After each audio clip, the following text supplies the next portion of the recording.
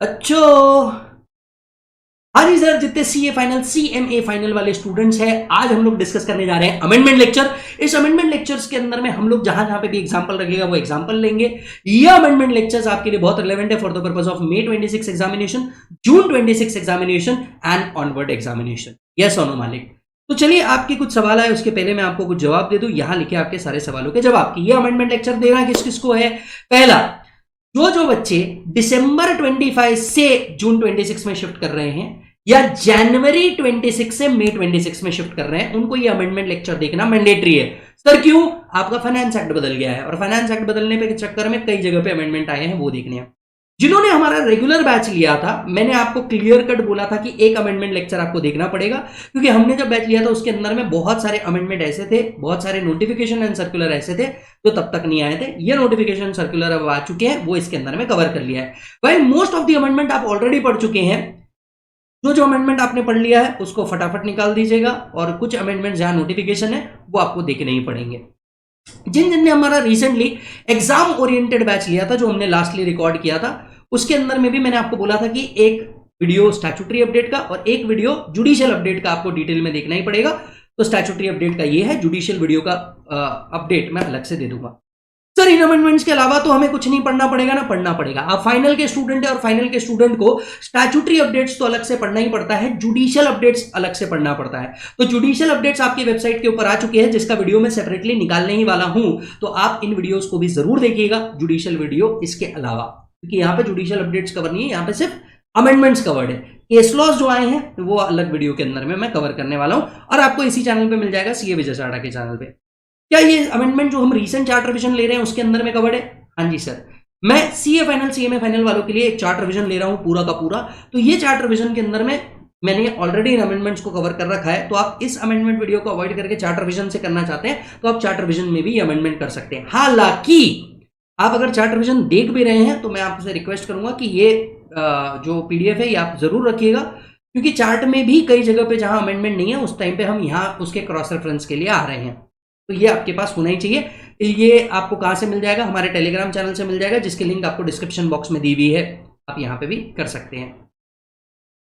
Sir कौन कौन से अमेंडमेंट है जो मेरे को एग्जाम से पहले पढ़ने ही चाहिए? देखिए, आपको फाइनेंस एक्ट 25 के अमेंडमेंट तो पढ़ने ही है, टैक्सेशन अमेंडमेंट एक्ट 2025 भी आपको पढ़ना है, सारे notification and circular 6 month before exam जो रिलेवेंट है वो आपको पढ़ने हैं, एंड जुडिशियल अपडेट्स भी आपको पढ़ने हैं for preparing the examination as far as direct taxes का।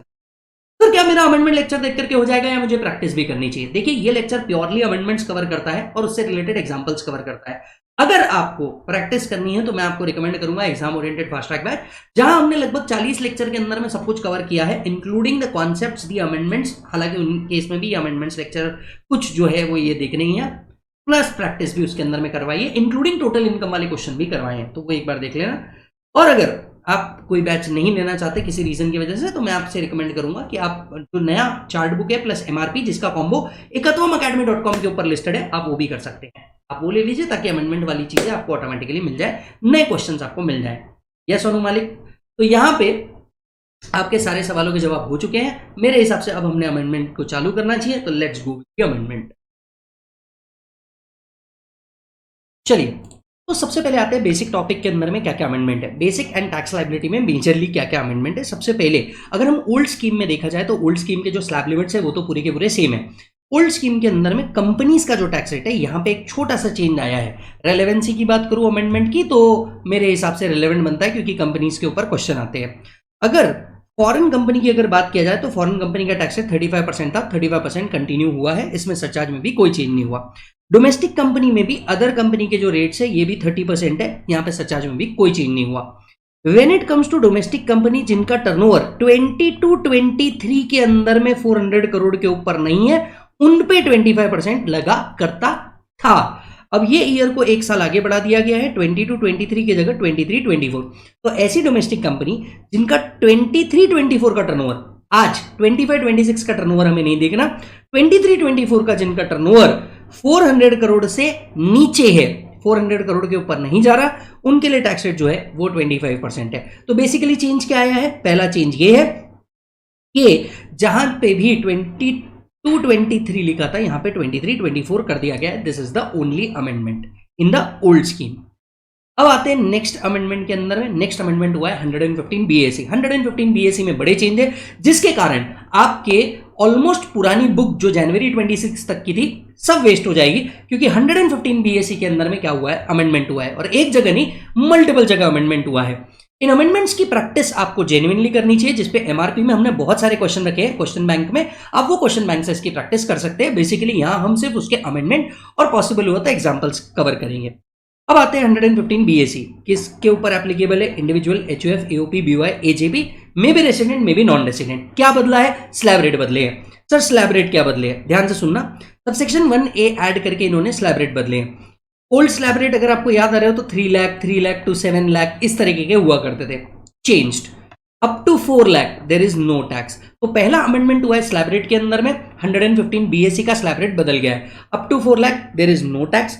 4 लाख टू 8 लाख कितना परसेंट है बेटा, 5%। शॉर्टकट कितना होगा, 20,000 rupees, that is 8 lakh minus 4 lakh, that is 4 lakh into 5%। 8 lakh to 12 lakh 10%, 12 lakh to 16 lakh 15%, 16 lakh to 20 lakh 20%, 20 lakh to 24 lakh 25% and about 24 lakh 30%। आसानी से याद रखने के लिए 4 का टेबल याद कर लें, yes or no। With every increase of 4 lakh the tax rate will increase by 5%। आसानी से याद हो सकता है। Up to 4 lakh nil, 4 lakh to 8 lakh 5, 8 lakh to 12 lakh 10, 12 lakh to 16 lakh 15, 16 lakh to 20 lakh 20, 20 lakh to 24 lakh 25 और 24 लाख के ऊपर 30%। ये नया स्लैब रेट आ चुका है।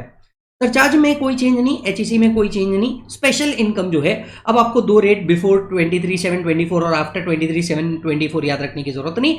अब स्पेशल रेट जो आपको याद रखने हैं, लॉन्ग टर्म कैपिटल गेन के लिए 12.5% आ चुका है।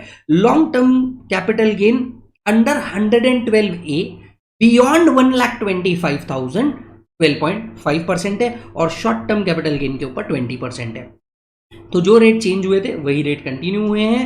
तो special income will continue to be at special rate, यहां पे भी कोई अपडेट नहीं है। ये रेट जो है ये senior citizen non senior citizen के लिए कॉमन है, क्योंकि 115 बीएसी के अंदर में हम सीनियर सिटीजन है नॉन सीनियर सिटीजन ऐसा कुछ नहीं देखते। मालिक याद आ रहा है आपको, हाँ जी। तो पहला चेंज हुआ था टैक्स रेट के अंदर में, दूसरा चेंज हुआ है रिबेट के अंदर में। 115 बीएसी में लास्ट टाइम तक के अगर आपको याद हो तो रिबेट जो था वो रिस्ट्रिक्टेड था कितने पे बेटा, 7 लाख रुपीस के ऊपर। क्या तुम्हें याद है, यस और नो। यहां ये लिमिट को 7 लाख से इंक्रीज करके 12 लाख पे लेके चले गए हैं, यस और नो। बाकी रिबेट की जो कंडीशन है वो बिल्कुल सेम रखी गई है मालिक, यहां कोई चेंज नहीं किया गया है। लेकिन रिबेट पहले 7 लाख तक के मिलता था। फॉर फाइनेंस एक्ट 2025 जो आपका रिबेट है इसे 7 लाख से कितने पे कर दिया गया, 12 लाख पे कर दिया गया है। चलो मालिक फटाफट रिवाइज करेंगे। रिबेट की कंडीशन क्या थी, assessee must be individual. Assessee कौन होना चाहिए था दोस्त, इंडिविजुअल होना चाहिए था। वो क्या होना चाहिए था, रेसिडेंट होना चाहिए था। Total income does not exceed 12 lakh. अगर 12 लाख के ऊपर आपकी टोटल इनकम नहीं जाती तो आपको रिबेट कितना मिलेगा, 100% ऑफ टैक्स और 60,000 which ever is lower. 100% of tax और 60,000 विच एवर इज लोअर आपको क्या मिलेगा, रिबेट मिलेगा। तो रिबेट का जो अमाउंट है, क्योंकि अमाउंट चेंज हुआ है तो रिबेट का जो अमाउंट है ये भी चेंज हो चुका है। अब 60,000 और 100% of tax whichever is lower मिलेगा। क्लियर है।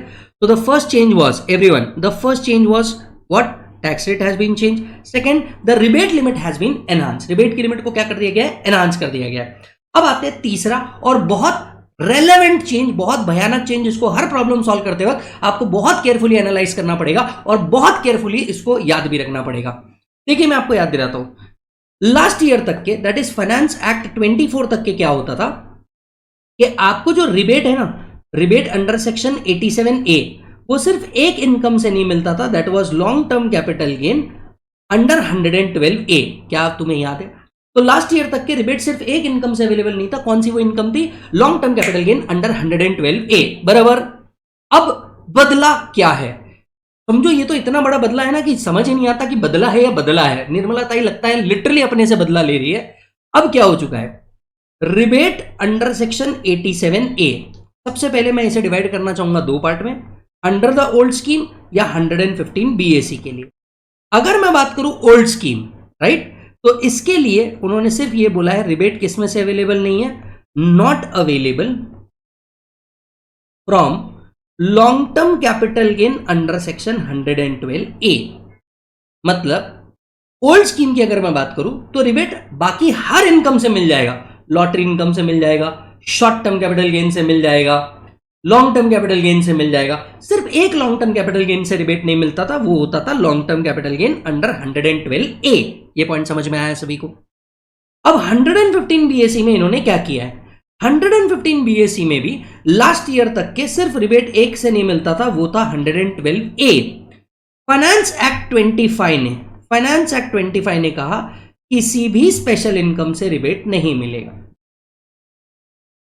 मतलब अब अगर आप 115 बीएसी को ऑप्ट कर देते हैं, लॉटरी से रिबेट नहीं मिलता, किसी भी लॉन्ग टर्म कैपिटल गेन से नहीं मिलता, किसी भी शॉर्ट टर्म कैपिटल गेन से नहीं मिलता, स्पेशल इनकम से रिबेट ही नहीं मिलता।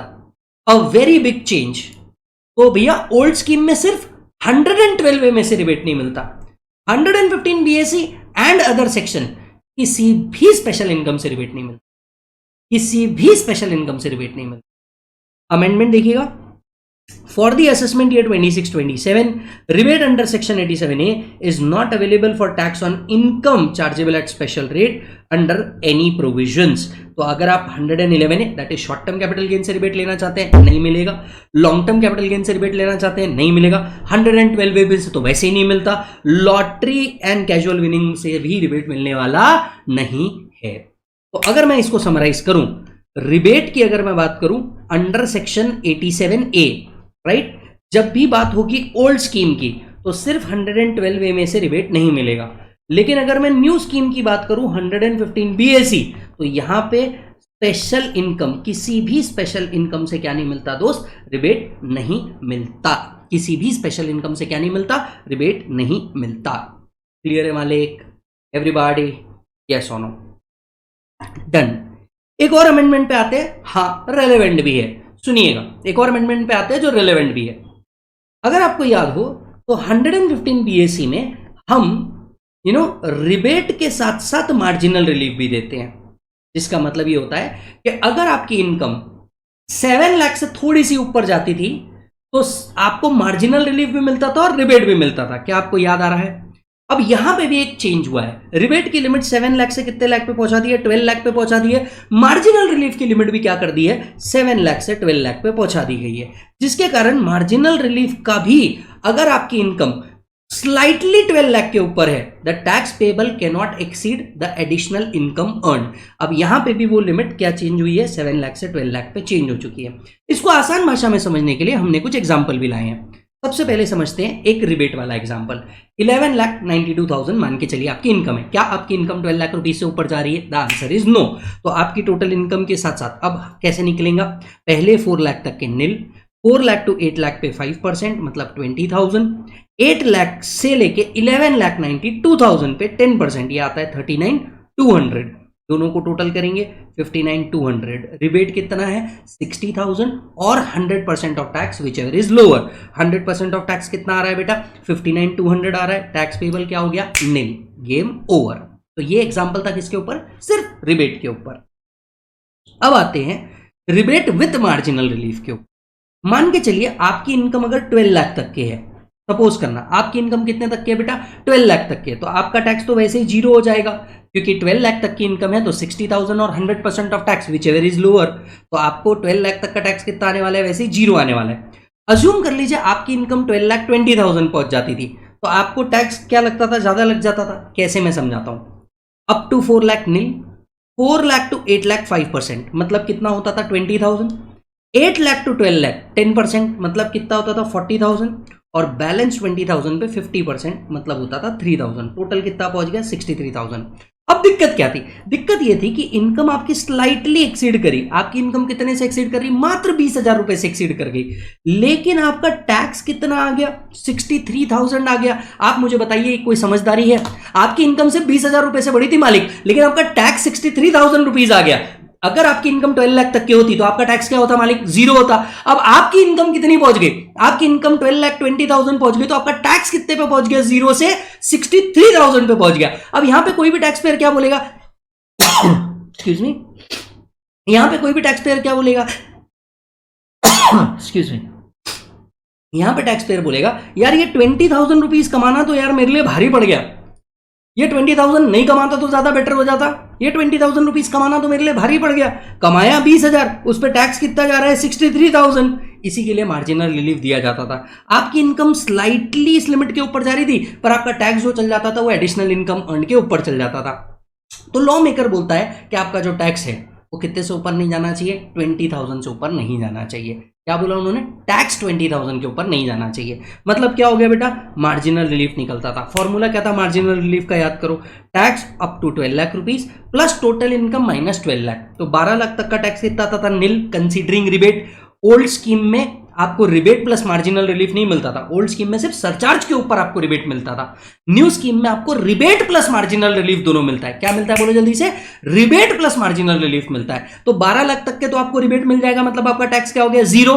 12 लाख के ऊपर 12 लाख के ऊपर आपने कितना एडिशनल इनकम अर्न किया है, 20,000, तो आपका नील प्लस 20,000, आपका टोटल टैक्स हुआ 20,000। आपका टैक्स 20,000 से ऊपर नहीं जाना चाहिए, plus 4% cess, final tax paper 20,800 आना चाहिए। तो यहां आपको रिबेट भी मिला प्लस मार्जिनल रिलीफ भी मिला। तो अर्लियर ओल्ड स्कीम में मार्जिनल रिलीफ सिर्फ सरचार्ज के साथ मिलता था, न्यू स्कीम में मार्जिनल रिलीफ प्लस रिबेट दोनों मिलता है। तो टैक्स कैन नॉट एक्सीड 20,800। एक और एग्जांपल लिया हमने इसी बात को समझने के लिए। अज्यूम कर लीजिए आपका इनकम 12,30,000 हो जाता है, ठीक है। अब 12,30,000 पे टैक्स कैसे निकालेंगे, वापस से वही बात, पहले 4 लाख तक के नील, 4 लाख टू 8 लाख 5%, मतलब 20,000, 8 lakh to 12 lakh 10%, that is 40,000, बचे हुए 30,000 पे 15%, दैट इज 4,500। आपका टोटल टैक्स कितना आ गया, 64,500। अब आप मुझे सोच के बताइए दोस्त, आपने एक्स्ट्रा कितना कमाया, 30,000, इस चक्कर में आपको जीरो टैक्स के बदले कितना टैक्स देना पड़ रहा है, 64,500।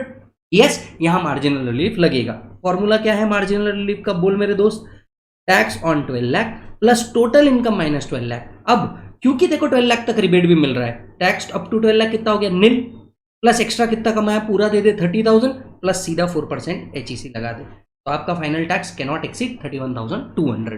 क्लियर है मालिक। हमने MRP में मोर देन 15 क्वेश्चन रखे हैं इसके ऊपर सॉल्व करने के लिए, आप उसको एक बार जरूर सॉल्व कीजिएगा, है ना। और अगर आपने हमसे रेगुलर और फास्ट ट्रैक क्लास लगाई है तो आपने ऑलरेडी भरपूर प्रॉब्लम इस पे सॉल्व किए हैं, कोई टेंशन लेने की बात नहीं है। आते हैं बेटा नेक्स्ट, स्पेशल इनकम के ऊपर स्पेशल रेट। यस, अब बताओ स्पेशल इनकम कौन सी थी हमारी, लॉन्ग टर्म कैपिटल गेन कितना परसेंट है बेटा, 12.5%। Long term capital gain under 112 shares securities वाला, beyond 1,25,000 12.5%। Short term capital gain के ऊपर कितना आ चुका है, 20%। आपको लास्ट ईयर तक के 2 रेट याद रखने पड़ते थे, याद आ रहा है क्या, बिफोर 23/7 और आफ्टर 23/7। अब कुछ याद ही नहीं रखना क्योंकि सब कुछ आफ्टर 23/7 ही आएगा। Casual income will be at the rate of 30% and MMR का टैक्स रेट क्या हो जाएगा बेटा, 39%। क्या सरचार्ज में कुछ चेंज हुआ है, ना जी ना, सरकार में सरचार्ज में कोई चेंज नहीं हुआ है, सरचार्ज एज इट इज है, कहीं कोई दिक्कत वाली बात नहीं है। राउंड ऑफ में भी कोई चेंज नहीं हुआ है, राउंड ऑफ भी एज इट इज है, बिल्कुल cut copy paste. Tax rate for AOP BOI, इधर समझिए यहां पे चेंज है। AOP BOI में एक्चुअली चेंज नहीं है, वो कॉन्सिक्वेंशियल इफेक्ट है।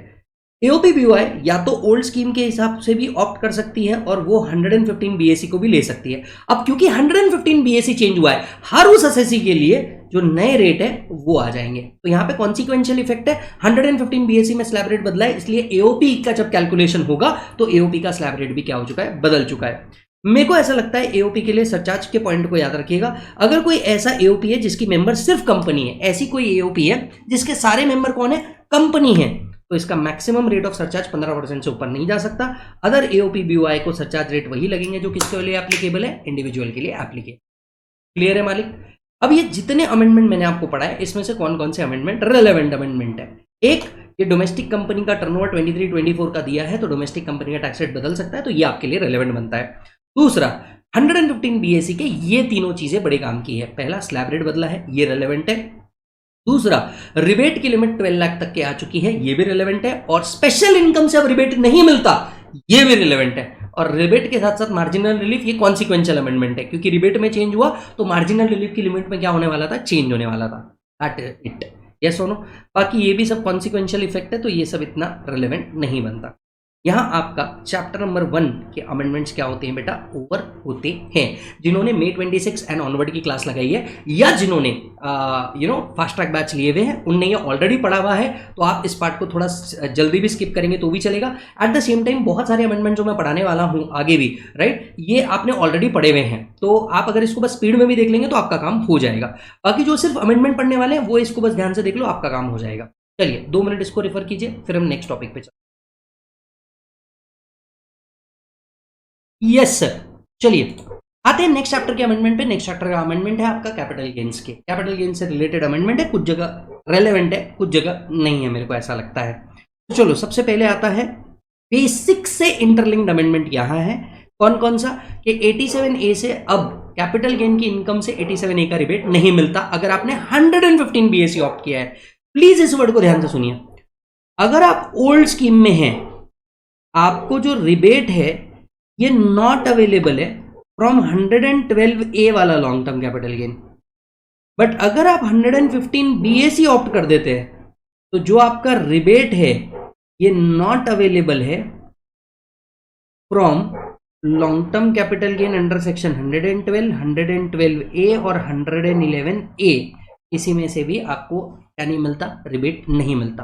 तो ये चेंज बेसिक में हुआ था, जिसका कॉन्सिक्वेंशियल चेंज आपको कैपिटल गेन के कैलकुलेशंस के अंदर में सॉल्व करते वक्त ध्यान रखना है। तो चेंज कब रिलेवेंट है, जब आप 115 BAC के हिसाब से स्पेशल इनकम को सॉल्व कर रहे हैं, तब आपको ये क्या करना है, ध्यान रखना है। Point number 1। Point number 2, capital asset की डेफिनेशन में चेंज आया है। कैपिटल एसेट की डेफिनेशन में यूलिप इंक्लूड होता था, यस और no. ULIP that is unit linked insurance policy को हम कैपिटल एसेट माना करते थे अगर सिंगल पॉलिसी का प्रीमियम 2,50,000 के ऊपर चले जाए या मल्टीपल पॉलिसी का प्रीमियम 2.5 लाख के ऊपर चले जाए। याद आ रहा है मालिक आपको? चलो याद। कैपिटल एसेट की डेफिनेशन कहां लिखी हुई थी? 2 सबसेक्शन 14 के अंदर में लिखी हुई थी, right. So property of any kind connected to business, not connected to business, movable, immovable, tangible, intangible, सब कैपिटल एसेट माना जाता था। इंडियन कंपनी का control and management capital asset माना जाता था। FII ने सिक्योरिटी होल्ड की तो कैपिटल एसेट माना जाता था। यूलिप अगर आपने लेके रखा है और यूलिप का प्रीमियम 2.5 से ऊपर जा रहा है सिंगल या एग्रीगेट पॉलिसी का, तो आप उसे कैपिटल एसेट मान के यूलिप से फाइनल पैसा जो मिलता था इसको कैपिटल गेन में टैक्स किया करते थे। क्या तुम्हें याद है? यस और नो। अब मैं आपको एक पॉइंट बताता हूं, और मुझे बहुत पहले से पता था कि हाँ यार यहां पे अमेंडमेंट हो सकता है, बहुत लॉजिकल अमेंडमेंट किया है। मैं आपको बताता हूं। आपका जो पैसा फाइनल अमाउंट यूलिप से आने वाला है ये एग्जम्प्ट होता है अगर यूलिप का प्रीमियम किसी भी साल में 2.5 से ऊपर नहीं जा रहा, एग्रीगेट प्रीमियम 2.5 से ऊपर नहीं जा रहा, या फिर किसी भी साल में पॉलिसी का जो प्रीमियम है वो 10% ऑफ सम अश्योर्ड के ऊपर नहीं जा रहा। तो 3 कंडीशन थी अगर आपको एग्जम्पशन चाहिए था 1010D का। तो 1010D में जो फाइनल सम मिलता है यूलिप से वो एग्जम्प्ट है। फाइनल सम जो मिलता है यूलिप से, जो फाइनल सम मिलता है वो 1010D में एग्जम्प्ट है।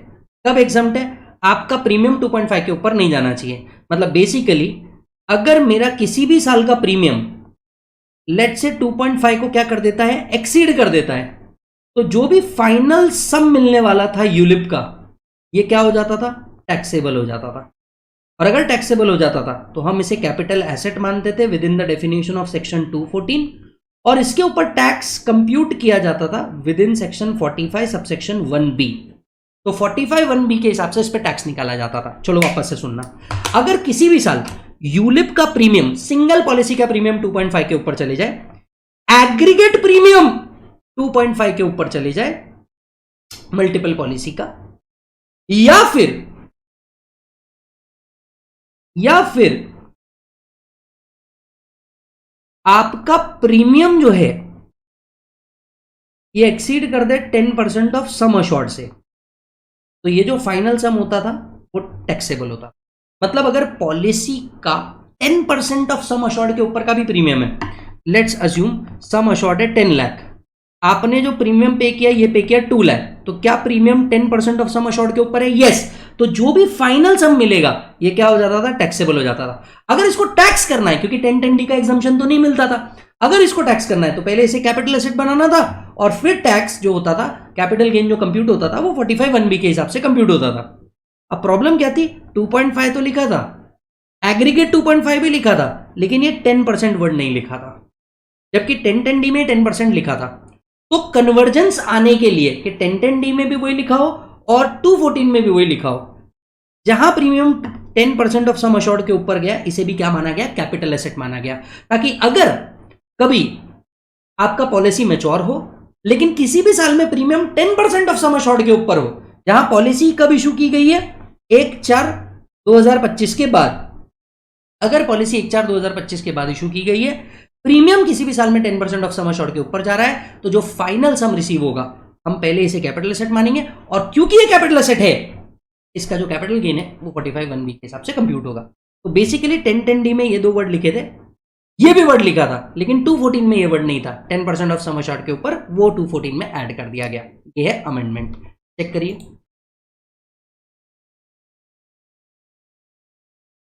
Coming up to the next, 50AA के अंदर में चेंज आया है।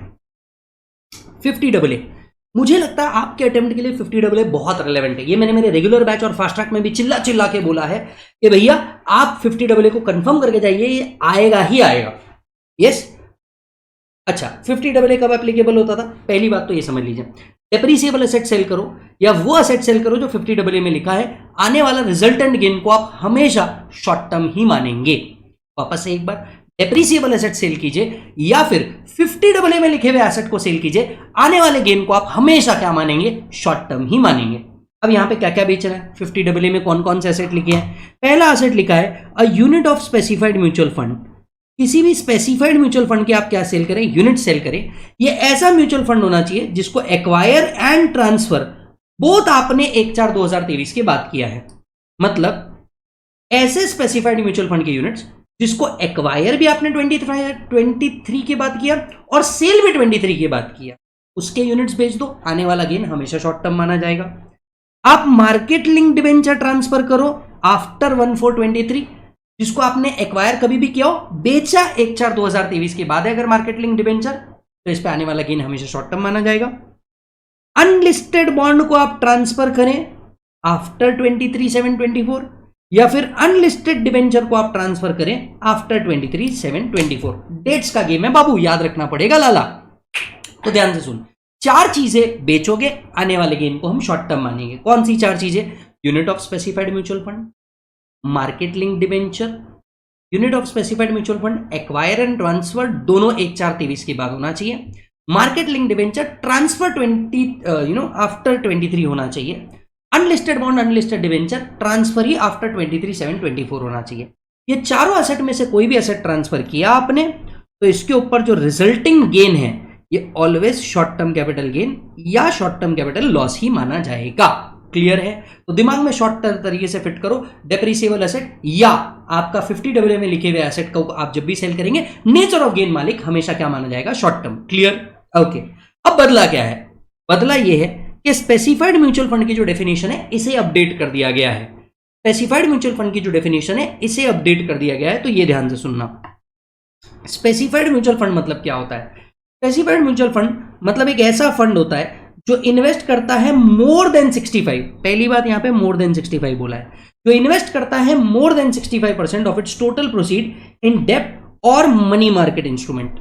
इसको आसानी से समझते हैं, मतलब हम बात कर रहे हैं एक ऐसा म्यूचुअल फंड, अगर इसके पास 100 रुपए है, ये 66 rupees, that is more than 65%, तो एनीथिंग 65.5 65.8, मैं 66 पकड़ रहा हूं।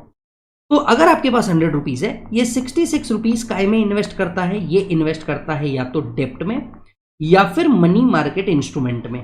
तो ये जो म्यूचुअल फंड है इसे हम कहेंगे स्पेसिफाइड म्यूचुअल फंड, और इस स्पेसिफाइड म्यूचुअल फंड के जब भी यूनिट सेल होंगे, इस पे आने वाला gain short term capital gain या शॉर्ट टर्म कैपिटल लॉस माना जाएगा, ऐसा कहता है सेक्शन 50AA। पॉइंट समझ में आया क्या सभी को? एवरीबॉडी। सो अगर कोई स्पेसिफाइड म्यूचुअल फंड है जो 65% से ज्यादा कहां इन्वेस्ट करता है? डेप्ट या मनी मार्केट इंस्ट्रूमेंट में इन्वेस्ट करता है, तो इसे हम कहते हैं स्पेसिफाइड म्यूचुअल फंड।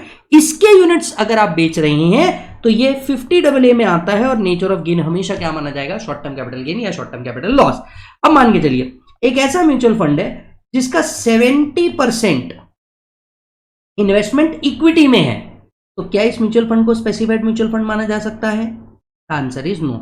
तो ऐसे केस में इसका जो कैपिटल गेन है ये 111A 112A के अंदर में कवर हो सकता है, ये 112 के अंदर भी कवर हो सकता है, फिर उसके ऊपर 50AA नहीं लगता, मतलब उसको प्योरली शॉर्ट टर्म नहीं माना जाता, वो शॉर्ट टर्म लॉन्ग टर्म कुछ भी हो सकता है। लेकिन एक ऐसा म्यूचुअल फंड जो मोर देन 65% डेप्ट या मनी मार्केट में इंस्ट्रूमेंट में इन्वेस्ट करता है, हम उसी को स्पेसिफाइड म्यूचुअल फंड कहते हैं। Point number A. या फिर और बोला है एक ऐसा फंड विच इन्वेस्ट 65% और more of its proceeds in डेप्ट market instrument money market instrument. एक फंड जिसके पास 100 रुपए थे, उसने 65 रुपीज लेट्स से 66% ऐसे फंड में लगाए, ये फंड अल्टीमेटली डेप्ट या मनी मार्केट इंस्ट्रूमेंट में इन्वेस्ट करता है। सीधे शब्दों में कहना चाहूं, कोई भी म्यूचुअल फंड डायरेक्टली इन्वेस्ट करे या इनडायरेक्टली इन चीजों में इन्वेस्ट करे, इसको हम स्पेसिफाइड म्यूचुअल फंड कह सकते हैं। इन्वेस्ट कितना करना है? More than 65%। काय में? डेप्ट या मनी मार्केट इंस्ट्रूमेंट में, हम उसे कहते हैं स्पेसिफाइड म्यूचुअल फंड। पॉइंट समझ में आया सभी को? यस। अच्छा, अब आता है एक और बात, ये परसेंटेज ऑफ इन्वेस्टमेंट कंप्यूट करेंगे with reference to annual average of the daily closing figure. जो भी डेली क्लोजिंग फिगर है इसका एनुअल एवरेज लिया जाएगा और उस हिसाब से परसेंटेज कंप्यूट किया जाएगा। हालांकि मुझे नहीं लगता ये रेलेवेंट है, आपके लिए रेलेवेंट क्या है? ऐसे स्पेसिफाइड म्यूचुअल फंड को याद रखना जिसने 65% से ज्यादा डेप्ट या मनी मार्केट में इंस्ट्रूमेंट में इन्वेस्ट किया है, वही स्पेसिफाइड म्यूचुअल फंड है। इस स्पेसिफाइड म्यूचुअल फंड के जब यूनिट सेल होंगे, आने वाले गेन को सिर्फ शॉर्ट टर्म माना जाएगा। क्लैरिटी? ओके। यहां एक और अमेंडमेंट आया है, मार्केट लिंक्ड डिबेंचर।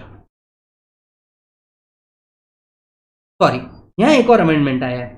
आपने कहा डेप्ट और मनी मार्केट इंस्ट्रूमेंट, मतलब बेसिकली क्या? उन्होंने वो भी एक्सप्लेन किया। उन्होंने कहा एनी सिक्योरिटी जिसको क्लासिफाई या रेगुलेट किया जा रहा है एज डेप्ट और मनी मार्केट इंस्ट्रूमेंट। तो बेसिकली ये जो डेप्ट और मनी मार्केट इंस्ट्रूमेंट है उसी को बस एक्सप्लेनेशन बोल करके ऐड किया है कि जिसको सेबी की तरफ से या तो क्लासिफाई किया गया है या तो उसे रेगुलेट उस तरीके से किया जाता है कि ये डेप्ट या मनी मार्केट इंस्ट्रूमेंट है, हम उसे डेप्ट या मनी मार्केट इंस्ट्रूमेंट कह देंगे। बेसिकली पॉइंट समझ में आया? चलिए आपके लिए अमेंडमेंट को एक और बार शॉर्ट कर देता हूं, फोर्थ टाइम। 50AA में अमेंडमेंट आया। पहले 50AA क्या बोलता है? इन चारों में से कुछ भी बेचोगे, शॉर्ट टर्म कैपिटल गेन या शॉर्ट टर्म कैपिटल लॉस आएगा। इसमें पहला ही एसेट क्या था? ऐसे unit of specified mutual fund जिसको एक्वायर और ट्रांसफर दोनों 1/4/23 के बाद किया है। अब पॉइंट ये है, स्पेसिफाइड म्यूचुअल फंड का डेफिनेशन जो है इसे अमेंड किया गया है। क्या अमेंड किया गया है? तो यहां लिखा है ऐसा म्यूचुअल फंड जो इन्वेस्ट करता है मोर देन 65% इज डेप्ट और मनी मार्केट इंस्ट्रूमेंट, या एक फंड दूसरे फंड में इन्वेस्ट करता है और वो दूसरा फंड अल्टीमेटली 65% से ज्यादा कहां इन्वेस्ट करता है? डेप्ट या मनी मार्केट इंस्ट्रूमेंट में इन्वेस्ट करता है, हम इसे कहेंगे स्पेसिफाइड म्यूचुअल फंड। इसके यूनिट जब भी बेचोगे तब आपको 50AA के हिसाब से शॉर्ट टर्म कैपिटल गेन या शॉर्ट टर्म कैपिटल लॉस देना पड़ेगा। पॉइंट समझ में आया? चलो, और डेप्ट और मनी मार्केट इंस्ट्रूमेंट को क्या किया गया है? अपडेट किया गया है, डेफिनेशन में अपडेट करा है। नेक्स्ट अमेंडमेंट आता है आपका कैपिटल गेन का कॉस्ट इन्फ्लेशन इंडेक्स। तो ब्रो कॉस्ट इन्फ्लेशन इंडेक्स जो है ये इस साल का है 376। अब आप में से कुछ लोग कहेंगे कि सर इंडेक्सेशन तो हट गया ना सर, अब इंडेक्सेशन का क्या काम है सर? ना ना ना ना ना, अगर असेट का ट्रांसफर 23/7/24 से पहले होता है तो इंडेक्सेशन आज भी रिलेवेंट है। हमने बहुत सारे क्वेश्चन ऐसे सॉल्व किए हैं, आपके मॉड्यूल में भी इस तरह के क्वेश्चन है। इंडेक्सेशन हटानी है, कंडीशन सेटिस्फाई होती है तो इंडेक्सेशन का ऑप्शन है, टैक्स निकालते वक्त भी, इनफैक्ट कैपिटल गेन कंप्यूट करते वक्त भी। पर याद रखिए इस साल का कॉस्ट इन्फ्लेशन इंडेक्स कितना है? 376 है। चलो जी, coming up to the last amendment 45(1)(b। ये कॉन्सिक्वेंशियल अमेंडमेंट है because of the amendment in section 214। अभी भी थोड़ी देर पहले हम लोगों ने देखा था कि 10(10)(d) का एग्जम्पशन कब मिलता है? आपका जो यूलिप मैच्योर होगा इंक्लूडिंग द बोनस, ये एग्जम्प्ट हो जाएगा अगर 10(10)(d) की कंडीशन सेटिस्फाई हो जाए। अब आप पूछेंगे 10(10)(d) की कंडीशन क्या थी? किसी भी साल में प्रीमियम एक पॉलिसी का 2.5 के ऊपर नहीं जाना चाहिए, मल्टीपल पॉलिसी का प्रीमियम 2.5 के ऊपर नहीं जाना चाहिए, तीसरा कंडीशन था प्रीमियम 10% ऑफ सम एश्योर्ड के ऊपर नहीं जाना चाहिए। याद आ रहा है मालिक आपको? प्रीमियम 10% ऑफ सम एश्योर्ड के ऊपर नहीं जाना चाहिए। क्लियर? अब आते हैं नेक्स्ट पॉइंट के ऊपर। अब आते हैं किसके ऊपर? नेक्स्ट पॉइंट के ऊपर। आपको अगर याद हो, अगर अमाउंट एग्जम्प्ट नहीं होता तो पहले इसे कैपिटल एसेट माना जाता है और इसका जो कंप्यूटेशन है वो 45(1)(b) के हिसाब से होता है। अब अगर कैपिटल एसेट में अमेंड हुआ है तो 45(1)(b) के कंप्यूटेशन में भी अमेंडमेंट होगा। अब 45(1)(b) में क्या आ गया? वो यूलिप तो इसमें कवर है ही जिसके प्रीमियम 2.5 के ऊपर जा रहे हैं। Any other ULIP where exemption is not available because premium exceed 2.5 lakh but premium exceed 10% of sum assured. भले ही प्रीमियम 2.5 के ऊपर नहीं जा रहा पर प्रीमियम 10% ऑफ सम एश्योर्ड के ऊपर भी गया, वो यूलिप भी अब 45(1)(b) के अंदर में कवर हो जाएगा। तो बेसिकली 214 में अमेंडमेंट हुआ है तो यहां पे भी अमेंडमेंट हो गया है ना। और अब इसे भी क्या माना जाएगा? अगर प्रीमियम 10% ऑफ सम एश्योर्ड के ऊपर चला गया, अब इसे भी क्या माना जाएगा? कैपिटल एसेट माना जाएगा और इसके ऊपर कैपिटल गेन क्या किया जाएगा? कंप्यूट किया जाएगा। यस और नो? ओके। अब एक और जगह अमेंडमेंट क्या आया है, प्लीज सुनिएगा। देखिए लास्ट ईयर तक के ऐसा होता था कि अगर 45(1)(b) में जो कंप्यूटेशन हो रहा है, मतलब यूलिप का कंप्यूटेशन, ये तीनों में से कहीं भी हो सकता था। आप इसे शॉर्ट टर्म कैपिटल गेन मान सकते थे 111(a) के हिसाब से, आप इसे लॉन्ग टर्म कैपिटल गेन मान सकते थे 112 के हिसाब से, या आप इसे लॉन्ग टर्म कैपिटल गेन मानते थे 112(a) के हिसाब से। तीनों में से कहीं पे भी आ सकता था।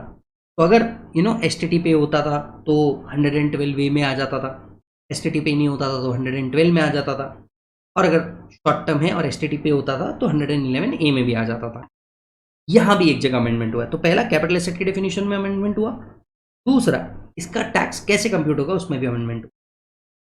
112 को कट कर दिया गया है। बेसिकली 112 को कट करने का मीनिंग क्या है? अब इसका जो कैपिटल गेन है ये 112 ए या 111 ए के हिसाब से ही कंप्यूट किया जाएगा। और 112 को कट करने का मीनिंग क्या है? क्योंकि बेसिकली देखो, आप 112 लो या 112 लो, टैक्स रेट तो सेम ही हो गया 12.5%। 112 को कट करने का जेन्युइन क्लियर इंटरप्रिटेशन क्या है? अब इन पे इंडेक्सेशन नहीं मिलेगा। ऑब्वियस सी बात भी है, अब इंडेक्सेशन सिर्फ लैंड पे मिलता है, यूलिप पे मिलता ही नहीं। तो अमेंडमेंट बेसिकली क्या हुआ है कि यूलिप में अब इंडेक्सेशन मिलने वाला नहीं है, इतना ही बात हुआ। तो कुल मिला के दो जगह अमेंडमेंट हुआ है। पहला, अब कैपिटल गेन कंप्यूटेशन 45(1)(b उन प्रीमियम्स पे, उन पॉलिसीज पे भी आएगा जिनका प्रीमियम 10% ऑफ सम एश्योर्ड के ऊपर जा रहा है। दूसरा, अब जब भी यूलिप आएगा, यूलिप के ऊपर क्या नहीं आने वाला? इंडेक्सेशन नहीं आने वाला। तो टैक्स आप भले ही निकाल सकते हैं, सेम ही आने वाला है। टैक्स आप 111 ए के हिसाब से निकालिए, 112 ए के हिसाब से निकालिए, आप 112 के हिसाब से निकालिए, टैक्स रेट तो सेम ही आ जाएगा 112 और 112 ए का। बट इंडेक्सेशन जो लास्ट ईयर तक के मिल सकता था वो अब मिलने वाला नहीं है। यस मालिक। तो यहां हमारे कैपिटल गेन के भी अमेंडमेंट्स क्या होते हैं? ओवर। हमने एमआरपी के ऊपर इस पे दोनों पे क्वेश्चन रखे हुए हैं, प्लीज उन क्वेश्चंस को एक बार जरूर देखिएगा। और मैं तो स्पेसिफिकली चिल्ला चिल्ला के कह रहा हूं, आप बाद में मेरे को याद करेंगे। आपको यूलिप से रिलेटेड जितने एग्जाम्पल आपके मॉड्यूल में दिए हैं, प्लीज उसे पढ़ के जाइए। यूलिप इस अटेम्प्ट के लिए बहुत रेलेवेंट है, मैं आपको क्लियर बोल रहा हूं। Thank me later. चलिए एक बार गो ऑन कर दीजिए, फिर हम आगे बढ़ते हैं। यस सर, आइए नेक्स्ट अमेंडमेंट की ओर आगे बढ़ते हैं। नेक्स्ट अमेंडमेंट है इनकम फ्रॉम अदर सोर्सेज से। जी हाँ, अमेंडमेंट दो जगह पे है इनकम फ्रॉम अदर सोर्सेज में। बेसिकली आपका 222E that is loans and advances, और दूसरा है आपका अमाउंट रिसीव्ड इन यूलिप। अब ध्यान से सुनिए, सबसे पहला अमेंडमेंट आता है 222E। 222E क्या है पहले आपको ये याद दिला देता हूं और फिर अमेंडमेंट क्या है ये बताऊंगा। अगर आपका कहीं प्राइवेट कंपनी के अंदर में सब्सटैंशियल इंटरेस्ट है, ये प्राइवेट कंपनी आपको या किसी और कंसर्न को लोन या एडवांस देती है, तो ये लोन या एडवांस डीम्ड डिविडेंड माना जाता है। कंसेप्ट सिर्फ प्राइवेट कंपनी के ऊपर एप्लीकेबल है। रिपीट करता हूं एक बार, अगर विजय का किसी प्राइवेट कंपनी में सब्सटैंशियल इंटरेस्ट है, यह प्राइवेट कंपनी विजय को या किसी कंसर्न को लोन देती है जिसमें विजय का सब्सटैंशियल इंटरेस्ट है, तो ये जो लोन का अमाउंट है विजय के हाथ में या उस कंसर्न के हाथ में सब्सटैंशियल इंटरेस्ट माना जाता है, सॉरी डीम्ड डिविडेंड माना जाता है। लोन का अमाउंट है, डीम्ड डिविडेंड माना जाता है to the extent of accumulated profit whether capitalised और नॉट। ठीक है जी, ओके। अब कुछ चीजें डीम्ड डिविडेंड नहीं मानी जाती, अमेंडमेंट यहां हुआ है, मतलब ये चीजें डीम्ड डिविडेंड नहीं मानी जाएगी। तो जो डिविडेंड नहीं माना जाएगा इस डेफिनेशन में अमेंडमेंट हुआ है। कौन सी चीज डीम्ड डिविडेंड नहीं मानी जाएगी? तो पहला, loan granted in the ordinary course of business. अगर ऑर्डिनरी कोर्स ऑफ बिजनेस में लोन ग्रांट किया जाता था तो इसे डीम्ड डिविडेंड नहीं माना जाता था। दूसरा, dividend paid is set of against deemed dividend. अगर डिविडेंड आपने ऑलरेडी पे किया है और कुछ डीम्ड डिविडेंड आ रहा है और ये सेट ऑफ हो रहा है, तो वो जो जितना अमाउंट सेट ऑफ हुआ है उतना अमाउंट डीम्ड डिविडेंड नहीं माना जाता था। तीसरा ये हुआ है अमेंडमेंट, लोन या एडवांस रिसीव्ड हुआ है ऐसी एंटिटी से where one of the group entity is a finance company और finance unit operating in IFSC setup as global और regional corporate treasury centre for undertaking treasury activity और treasury services. मान के चलिए IFSC है, IFSC में एक यूनिट सेटअप है, ये यूनिट का काम है ट्रेजरी मैनेजमेंट। ये यूनिट क्या करती है, ये क्या करती है, लोन्स या एडवांस देती है, बराबर है। तो लोन्स एंड एडवांस किसको देती है? एक एंटिटी को देती है। किससे मिलता है? ऐसे एंटिटी से मिलता है where one of the group entity is a finance company. ये यूनिट ट्रेजरी मैनेजमेंट करती है और ये यूनिट बेसिकली कौन है? फाइनेंस कंपनी है। तो अगर IFSC में कोई फाइनेंस कंपनी है या यूनिट है जो ट्रेजरी मैनेजमेंट करता है, ये लोन्स या एडवांस दे रहा है, तो इसे क्या नहीं माना जाता? डीम्ड डिविडेंड नहीं माना जाता, क्योंकि अगर फाइनेंस कंपनी है तो ऑब्वियस है उसका मेजर ऑब्जेक्टिव लोन देना ही है, तो इसे क्या नहीं माना जाता? डीम्ड डिविडेंड नहीं माना जाता। सेकंड, पेरेंट एंटिटी और principal entity of such group is listed on a stock exchange in foreign country, तो भी क्या नहीं माना जाता? डीम्ड डिविडेंड नहीं माना जाता। इसका एग्जांपल समझिए। मान लीजिए अगर एक फॉरेन कंपनी है, फॉरेन कंपनी क्या करती है, लोन से एडवांस देती है, किसको, एक ऐसे एंटिटी को लोन से एडवांस देती है, तो इसे भी क्या नहीं माना जाता, डीम्ड डिविडेंड नहीं माना जाता। ऑब्वियस ही बात है, फॉरेन कंपनी अगर अपना एक्सपांशन कहां करने जा रही है, इंडिया में एक्सपांड करने जा रही है, तो वो जो इंडियन कंपनी है वो एक नई कंपनी बनाई जाती है as per the Indian laws, as per the Indian laws. जैसे आप इसे समझिए, नेस्ले जब अपना ऑर्गेनाइजेशन ओपन कर रहा था, कहां ओपन कर रहा था, इंडिया में ओपन कर रहा था, तो उन्होंने नेस्ले का एक सेपरेट कंपनी इंडिया के अंदर में रजिस्टर किया, और इस कंपनी को ऑपरेट करने के लिए जो लोन आता है वो किसके तरफ से आता है, फॉरेन एंटिटी की तरफ से आता है, और इसे लोन के फॉर्म में दिया जाता है। बहुत कॉमन प्रैक्टिस है। अब प्रॉब्लम क्या हो रहा था, फॉरेन एंटिटी जब इंडियन एंटिटी को लोन से एडवांस देता था तो इंडियन एंटिटी के हाथ में डीम्ड डिविडेंड मान लिया जाता था, जिससे फॉरेन कंपनी को ऑपरेट करने में बहुत ज्यादा दिक्कत हो रही थी। यस, बस इसी को क्या कर दिया गया, यही इंसर्जेंसी बस हटा दी गई। फॉरेन कंपनी अब क्या करता है, इंडियन एंटिटी को लोन या एडवांस देता है, तो इसे डीम्ड डिविडेंड नहीं माना जाएगा। तो दो चीजें डीम्ड डिविडेंड नहीं मानी जाएगी। पहला, एक ऐसा यूनिट जो आईएफएससी में है, फाइनेंस कंपनी है, ट्रेजरी मैनेजमेंट करती है, वो अगर किसी को दे रही है तो ये डीम्ड डिविडेंड नहीं माना जाएगा। दूसरा, फॉरेन एंटिटी अगर कौन है, पेरेंट एंटिटी या फॉरेन एंटिटी आपकी कौन है, प्रिंसिपल कंपनी है, ये अगर अपनी सब्सिडरी कंपनी को क्या कर रही है, लोन से एडवांस दे रही है, तो इसे डीम्ड डिविडेंड नहीं माना जाएगा। This is the amendment. Second amendment 10(10)(d) के अंदर में हुआ है, यस और नो। आप सभी को पता है कि जो भी यूलिप से फाइनल अमाउंट आता है, जो भी यूलिप से क्या आता है, फाइनल अमाउंट आता है, ये एग्जम्प्ट होता है 10(10)(d) में। ये एग्जम्प्ट होता है कौन से सेक्शन के अंदर में, 10(10)(d) के अंदर में। अगर अगर अगर अगर अगर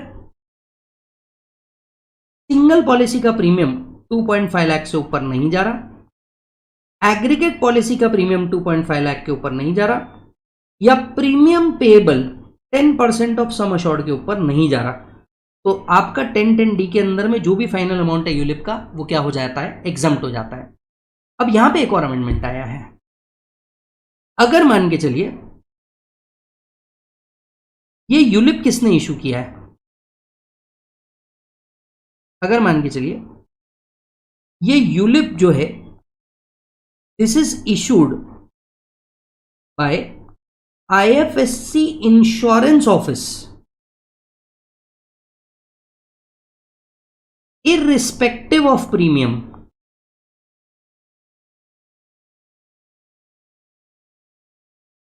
final sum is exempt। अगर ये यूलिप आईएफएससी इंश्योरेंस ऑफिस ने इशू किया है, आपका प्रीमियम कुछ भी हो, भले ही वो 2.5 के नीचे हो, 2.5 के नीचे है तो वैसे एग्जम्प्ट है, 2.5 के ऊपर भी हो, एग्रीगेट 5 लाख के ऊपर भी जा रहा हो, तो भी फाइनल सम क्या हो जाएगा, एग्जम्प्ट हो जाएगा। तो अमाउंट रिसीव्ड अंडर LIP और ULIP on maturity where premium exceed 2.5 lakh और 5 lakh shall be exempt if the LIP is issued by IFSC insurance company. ये एक और अमेंडमेंट आया है। अब अगर मुझसे पूछेंगे दोनों अमेंडमेंट IFOS के जो आए हैं, इसमें से रेलेवेंट कौन सा है, मैं कहूंगा सीधा ये वाला, वो भी फॉरेन पेरेंट एंटिटी वाला। तो फॉरेन पेरेंट एंटिटी या प्रिंसिपल एंटिटी है, ये कहां लिस्टेड है, फॉरेन कंट्री के स्टॉक एक्सचेंज पे लिस्टेड है, राइट। तो ऐसे फॉरेन कंपनी होना जरूरी नहीं है, ये पेरेंट एंटिटी फॉरेन एक्सचेंज पे लिस्टेड होना चाहिए। ये अगर हमको क्या दे रही है, लोन से एडवांस दे रही है, तो ये डीम्ड डिविडेंड नहीं माना जाएगा। क्लियर है मालिक? ये मुझे लगता है ज्यादा रिलेवेंट है as compare to all 3 amendments. Done, एक बार चेक कर लीजिए।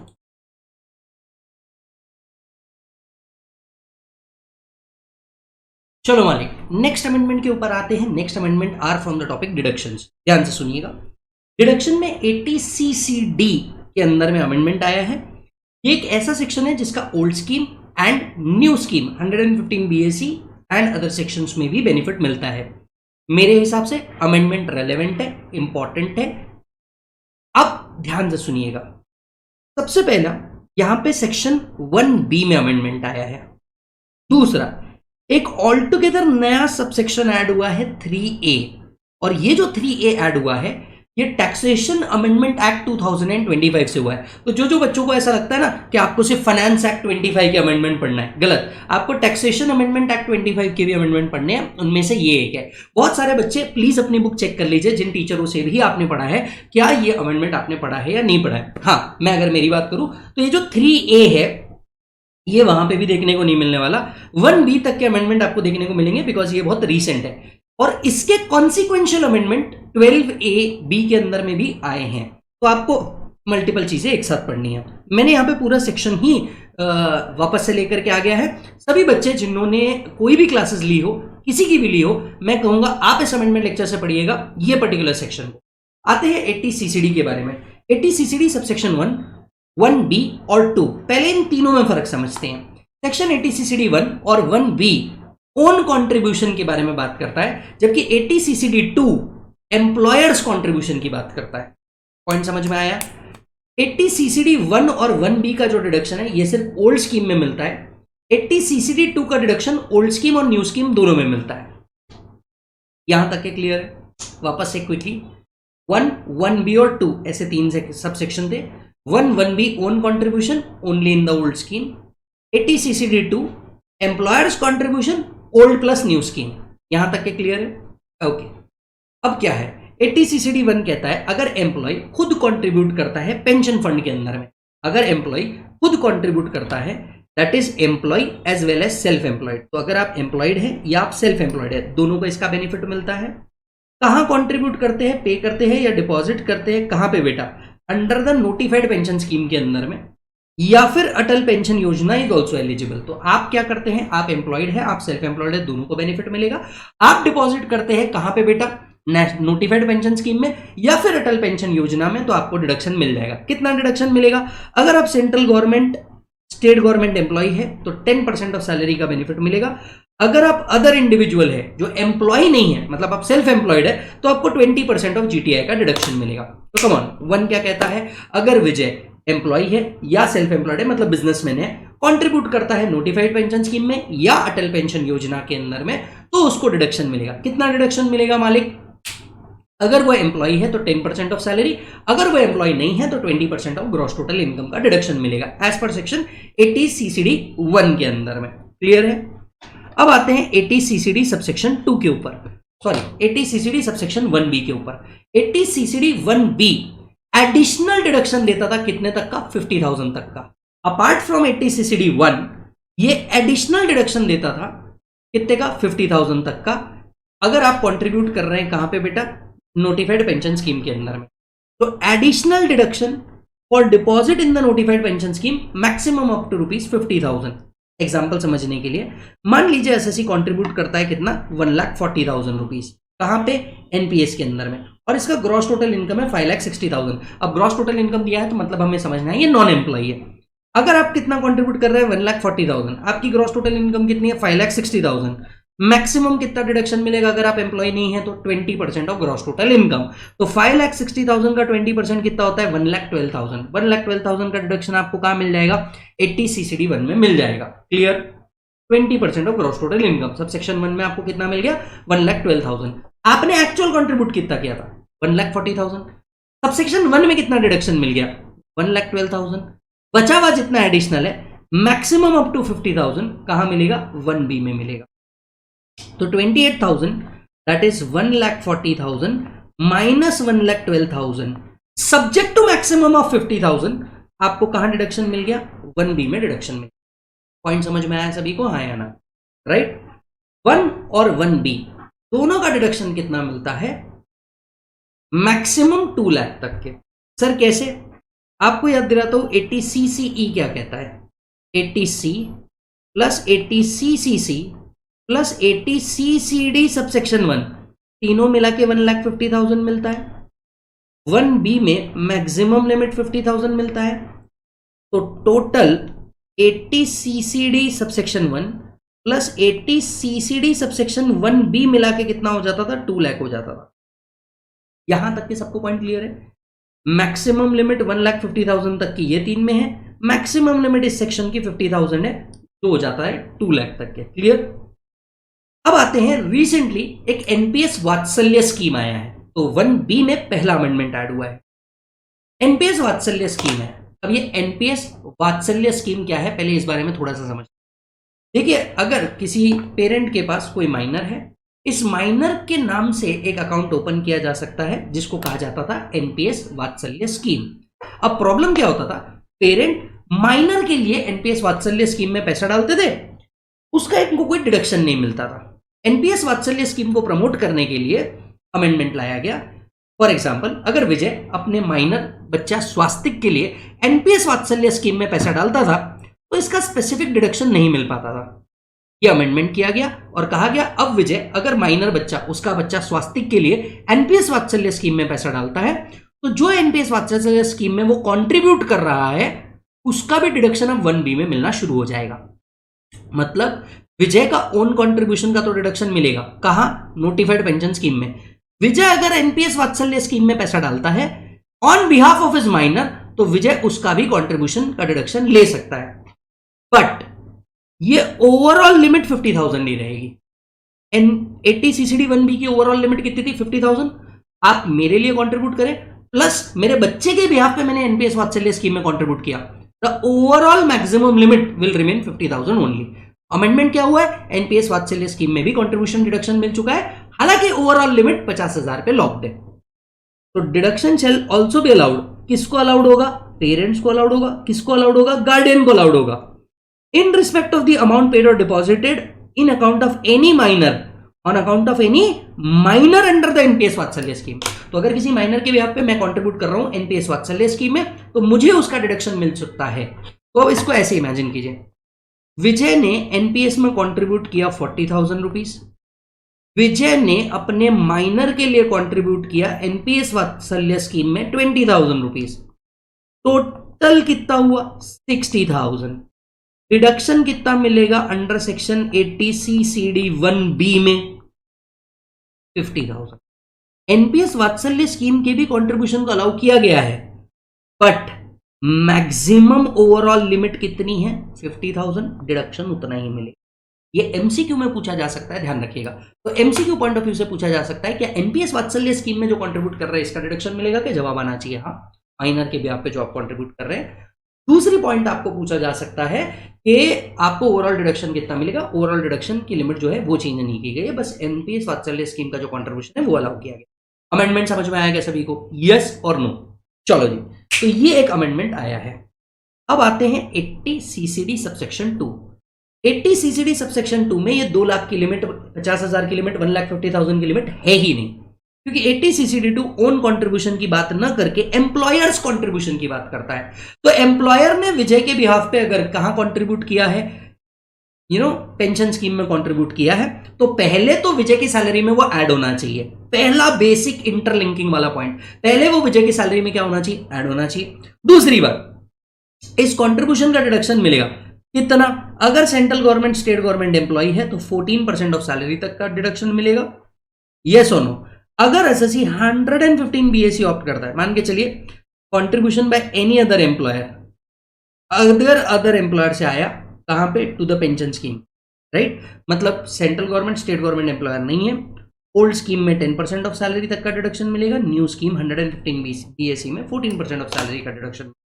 सिंप्लीफाई करते हैं, एम्प्लॉयर ने विजय के बिहाफ में क्या किया? एनपीएस में कंट्रीब्यूट किया, पहले विजय की सैलरी में ऐड होगा। 80 CCD सबसेक्शन 2 में ओल्ड स्कीम न्यू स्कीम दोनों में डिडक्शन मिल जाएगा। अगर employer central government state government है 14% ऑफ सैलरी का डिडक्शन मिलेगा। अगर एम्प्लॉयर अदर है, मैंने ओल्ड स्कीम फॉलो कर रखी है तो 10% मिलेगा, मैंने न्यू स्कीम फॉलो कर रखी है तो 14% का डिडक्शन मिलेगा। 14% या 10% किसका? सैलरी का। सैलरी मतलब क्या? Basic plus DA, forming part of retirement. तो चलो एक एक बात को वापस तार तार अलग कर देते हैं।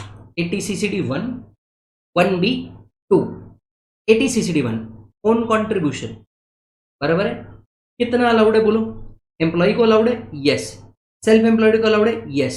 एनपीएस में कंट्रीब्यूट किया अलाउड है? यस। अटल पेंशन योजना में कंट्रीब्यूट किया अलाउड है? यस। ओल्ड स्कीम में अलाउड है? यस। न्यू स्कीम में अलाउड है? नहीं। कितना डिडक्शन मिलेगा?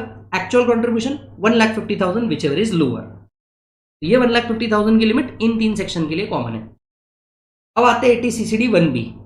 80 CCD 1B किसके लिए मिलेगा? ओन कंट्रीब्यूशन एडिशनल 50,000 तक का मिलेगा।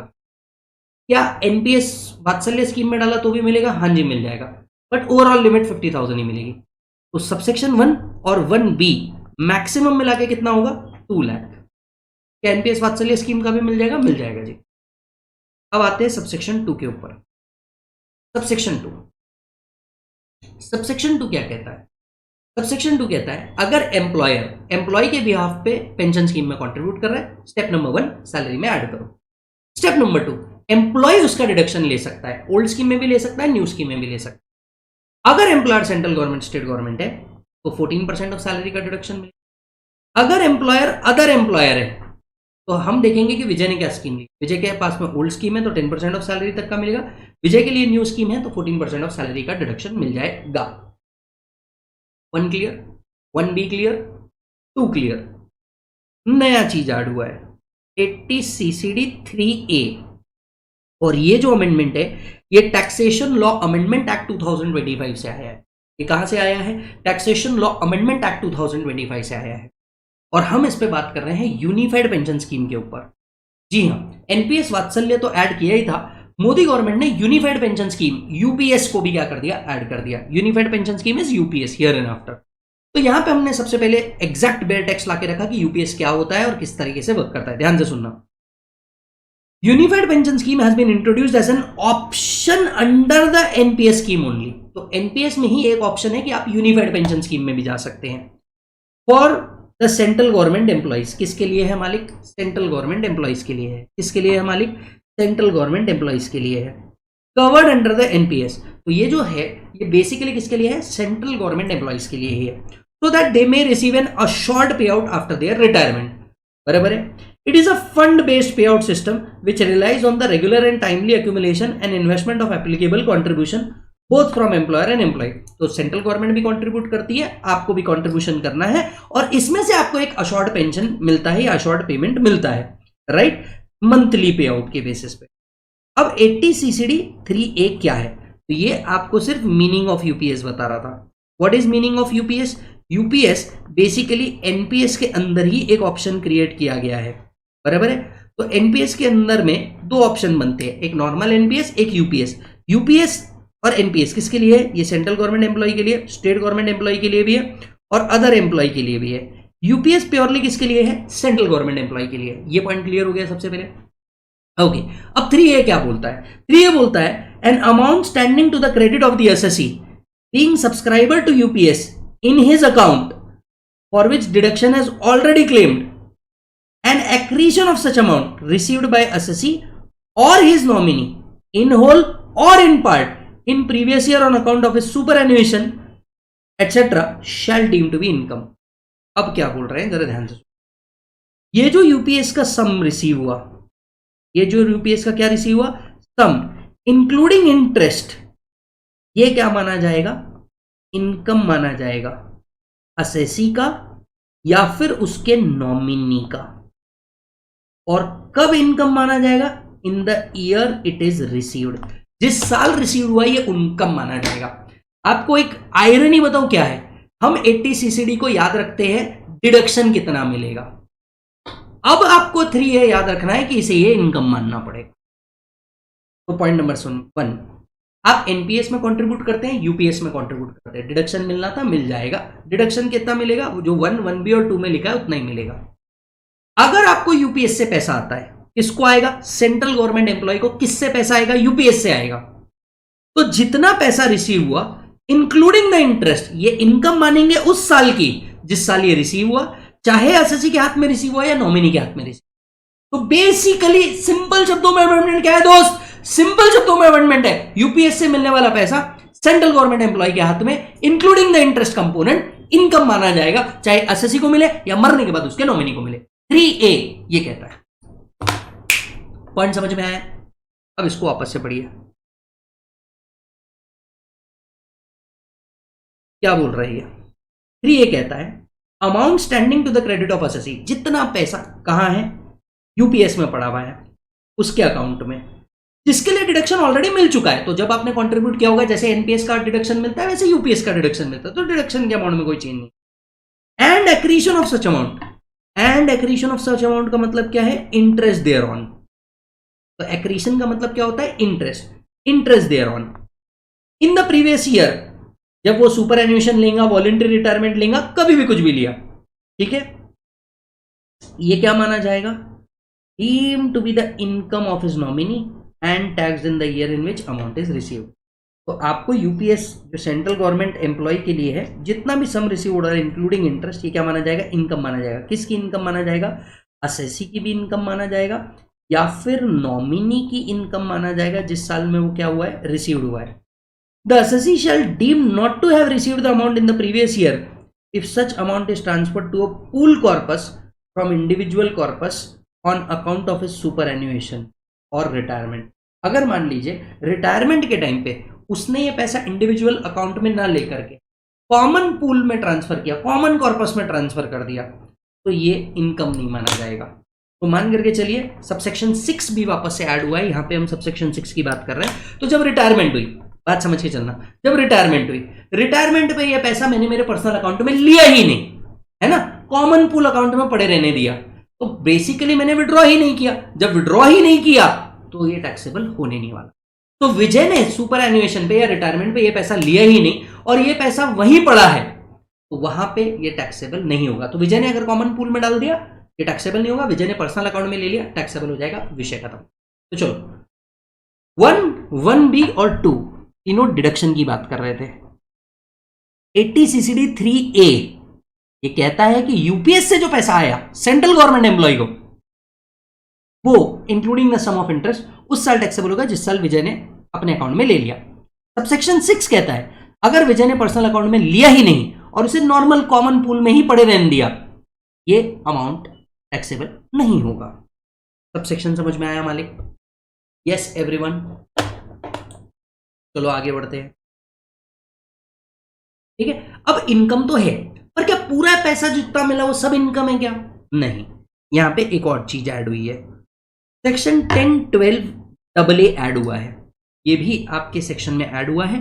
10-12 क्या किया गया है? ऐड किया गया है। अब इसको सुनिए, आपको जो एनपीएस से पैसा मिल रहा है, the payment receive from NPS trust to assessee being subscriber to UPS, जिसको यूपीएस से क्या मिल रहा है? पैसा मिल रहा है यूनिफाइड पेंशन स्कीम से, जो एनपीएस में सब्सक्राइबर था, और पैसा किसका मिल रहा है? यूपीएस का पैसा मिल रहा है, यूनिफाइड पेंशन स्कीम से पैसा मिल रहा है। At the time of retirement to the extent it does not exceed 60% is exempt from tax. हमने 80 सीसीडी सबसेक्शन 3 में ये कह दिया कि ये क्या है? इनकम है, लेकिन ये इनकम 10-12 क्या कहता है? 10-12 कहता है कि 40% क्या हो जाएगा? टैक्सेबल हो जाएगा, और 60% क्या रहेगा? एग्जम्प्ट। तो 80 सीसीडी 3A कहता है ये इनकम है, कितनी टैक्सेबल है? ये कहता है 12AA। तो 12AA कहता है 40% टैक्सेबल हो जाएगा और 60% क्या हो जाएगा? एग्जम्प्ट हो जाएगा। तो मान के चलिए यूपीएस से सेंट्रल गवर्नमेंट एम्प्लॉय को कितने मिले? 10 लाख रुपए मिले, 4 लाख रुपीज टैक्सेबल कर, खत्म बात। क्लियर है? नेक्स्ट एक और चीज आती है 12AB में, एक और चीज आती है कितनी बेटा? 12AB के अंदर। अब ये बात करती है लमसम पेमेंट के बारे में। सुनना, any lump sum payment received by SSC being subscriber to UPS shall be exempt. The lump sum payment will be allowed at superannuation at the rate of 10% of monthly emoluments for each completed 6 month of qualifying service. ये इतना relevant नहीं है जितना ये relevant. अब ध्यान से सुनो, हाँ, ये अमाउंट कहता है कि अगर ये जो यूपीएस है, बराबर है, यूनिफाइड पेंशन स्कीम से अगर आपको कोई लमसम अमाउंट रिसीव होती है, कैसी अमाउंट रिसीव होती है? लमसम अमाउंट रिसीव होती है, तो ये लमसम अमाउंट क्या है बेटा? एग्जम्प्ट है। ये लमसम अमाउंट क्या है? एग्जम्प्ट है। और इसके नीचे ये लिखा है कि ये लमसम अमाउंट कैलकुलेट कैसे किया जाएगा। मुझे नहीं लगता क्वेश्चन आपको इस पे आ सकता है कि लमसम अमाउंट कैलकुलेट कैसे किया जाएगा। उनने बताया है 10% लेंगे किसका? मंथली सैलरी का, बेसिक प्लस डीए जो आपका मंथली आ रहा है उसका लिया जाएगा for 6 months of qualifying service. जब आप 6 मंथ अपनी सर्विस दे देते हैं तो 6 मंथ की जो भी सर्विस होगी उसका बेसिक प्लस डीए का 10%, ये इस तरीके से कैलकुलेट किया जाएगा। हालांकि for each completed year, for each completed 6 month of qualifying service, तो हर 6 महीने जो आपने सर्विस दी है उसके हिसाब से बेसिक प्लस डीए के हिसाब से निकाला जाएगा। तो ये कैलकुलेशन आपको अभी नहीं पूछा जाएगा, आपको 2 चीजें पूछी जा रही है, जरा ध्यान से सुनना, ठीक है। पहला, एनपीएस या यूपीएस से जो अमाउंट आया, लमसम अमाउंट आया, मंथली अमाउंट आया। लमसम अमाउंट आया पूरा का पूरा एग्जाम, मंथली अमाउंट आया 40 एग्जाम 60 एग्जाम 40 टैक्सेबल, खत्म हो गई बात। 10-12 AA, 10-12 AB। यहाँ पे सेक्शन 12A भी गलत है, इट शुड बी 1012A। चलो ध्यान से सुनना, बढ़ते हैं आगे। अब पूरे सेक्शन को एक बार वापस से बता रहा हूं, एक एक चीज। 80 CCD सबसेक्शन 1 क्या कहता है? 80 CCD सबसेक्शन 1 ओन कंट्रीब्यूशन की बात। ओन कंट्रीब्यूशन एम्प्लॉय करे, सेल्फ एम्प्लॉय करे, एनपीएस में करे, अटल पेंशन योजना में करे, दोनों का डिडक्शन मिल जाएगा। एक्चुअल और 1,50,000 विच एवर इज लोअर का डिडक्शन मिल, ये डन। मिलना सिर्फ ओल्ड स्कीम में। 80 CCD 1B, 80 CCD 1B own contribution का डिडक्शन मिलेगा, ओवर एंड अबव 1B मिलेगा, मैक्सिमम 50,000 तक का, यानी ऊपर के 1.5 या एडिशनल 50, मैक्सिमम 2 लाख रहेगा। अमेंडमेंट क्या हुआ है? अगर विजय अपने माइनर के ब्याह पे एनपीएस वात्सल्य स्कीम में, एनपीएस वात्सल्य स्कीम, अब यहां पे देखो थोड़ा सा कंफ्यूजन है क्योंकि हम 3 अलग अलग पेंशन की बात कर रहे हैं। नोटिफाइड पेंशन की भी बात कर रहे हैं, वात्सल्य पेंशन स्कीम की भी बात कर रहे हैं और यूनिफाइड पेंशन स्कीम की भी बात कर रहे हैं। हम 3 अलग अलग बात कर रहे हैं, तो ध्यान से सुनना। एनपीएस स्कीम के अंदर में कंट्रीब्यूट किया, उसका भी डिडक्शन मिल जाएगा। एनपीएस वात्सल्य स्कीम में किया, इसका भी डिडक्शन मिल जाएगा। मैक्सिमम 50,000 के ऊपर नहीं जाएगा। सबसेक्शन 1 भी खत्म, ये भी ओल्ड स्कीम में मिलेगा। अब आते हैं सबसेक्शन 2 के ऊपर। एम्प्लॉयर ने अगर मेरे बिहाफ पे पेंशन स्कीम में कंट्रीब्यूट किया, पहले सैलरी में ऐड होगा, फिर विजय को उसका डिडक्शन मिलेगा। कितना डिडक्शन मिलेगा? हाँ, ये इंपॉर्टेंट पॉइंट है। Central government state government employ हुआ तो 14% ऑफ सैलरी। अदर एम्प्लॉय हुआ, विजय ओल्ड स्कीम में है 10% of salary, Vijay new scheme में है 14%। Old scheme new scheme 80 CCD 3 है। आज सेंट्रल गवर्नमेंट एम्प्लॉय के पास एक ऑप्शन है, वो एनपीएस की जगह यूपीएस में भी जा सकता है। अगर वो यूपीएस में जाता है, सेंट्रल गवर्नमेंट एम्प्लॉय को सम रिसीव होता है इंक्लूडिंग इंटरेस्ट, इसे इनकम मानेंगे। 3A सिर्फ बोलता है इनकम मानेंगे, 3A क्या बोलता है? इनकम मानेंगे। किस साल में? जिस साल रिसीव हुआ, चाहे असेसी को हुआ चाहे नॉमिनी को हुआ, फर्क नहीं पड़ता, इनकम मानेंगे। ठीक है, इनकम कितनी मानेंगे, कैसे मानेंगे? अगर आपको लमसम पैसा रिसीव हुआ, पूरा एग्जाम कुछ नहीं करना, 1 रुपए भी इनकम नहीं माने। इनकम है पर एग्जाम्प्ट है, इनकम है पर एग्जाम्प्ट है। तो 80 CCD 3A read with 1012AB। अगर आपने यही अमाउंट कैसे निकाल दी? रिटायरमेंट के टाइम पे निकाली, बट वो आपको मंथली पेमेंट के बेसिस पे मिलता है, क्योंकि ये मंथली आउटपुट पे आउट था। जो यूपीएस है ये कैसा है? मंथली पे आउट है, पर हो सकता है आपको लमसम में मिले। अगर ये मंथली पे आउट है तो इसका 60% एग्जाम्प्ट है और 40% टैक्सेबल। तो रिटायरमेंट के टाइम पे यूपीएस से लमसम मिले पूरा एग्जाम, मंथली मिले 60 एग्जाम 40 टैक्सेबल, खत्म। CCD 3A plus 12AA plus 1012AB तीनों खत्म। एवरीबॉडी यस और नो? दैट्स इट, चेक कर लीजिए। Yes sir. CA final, CMA final में एक और सेक्शन आता है 80IAC। 80IAC एलिजिबल स्टार्टअप्स को मिलने वाले डिडक्शंस है।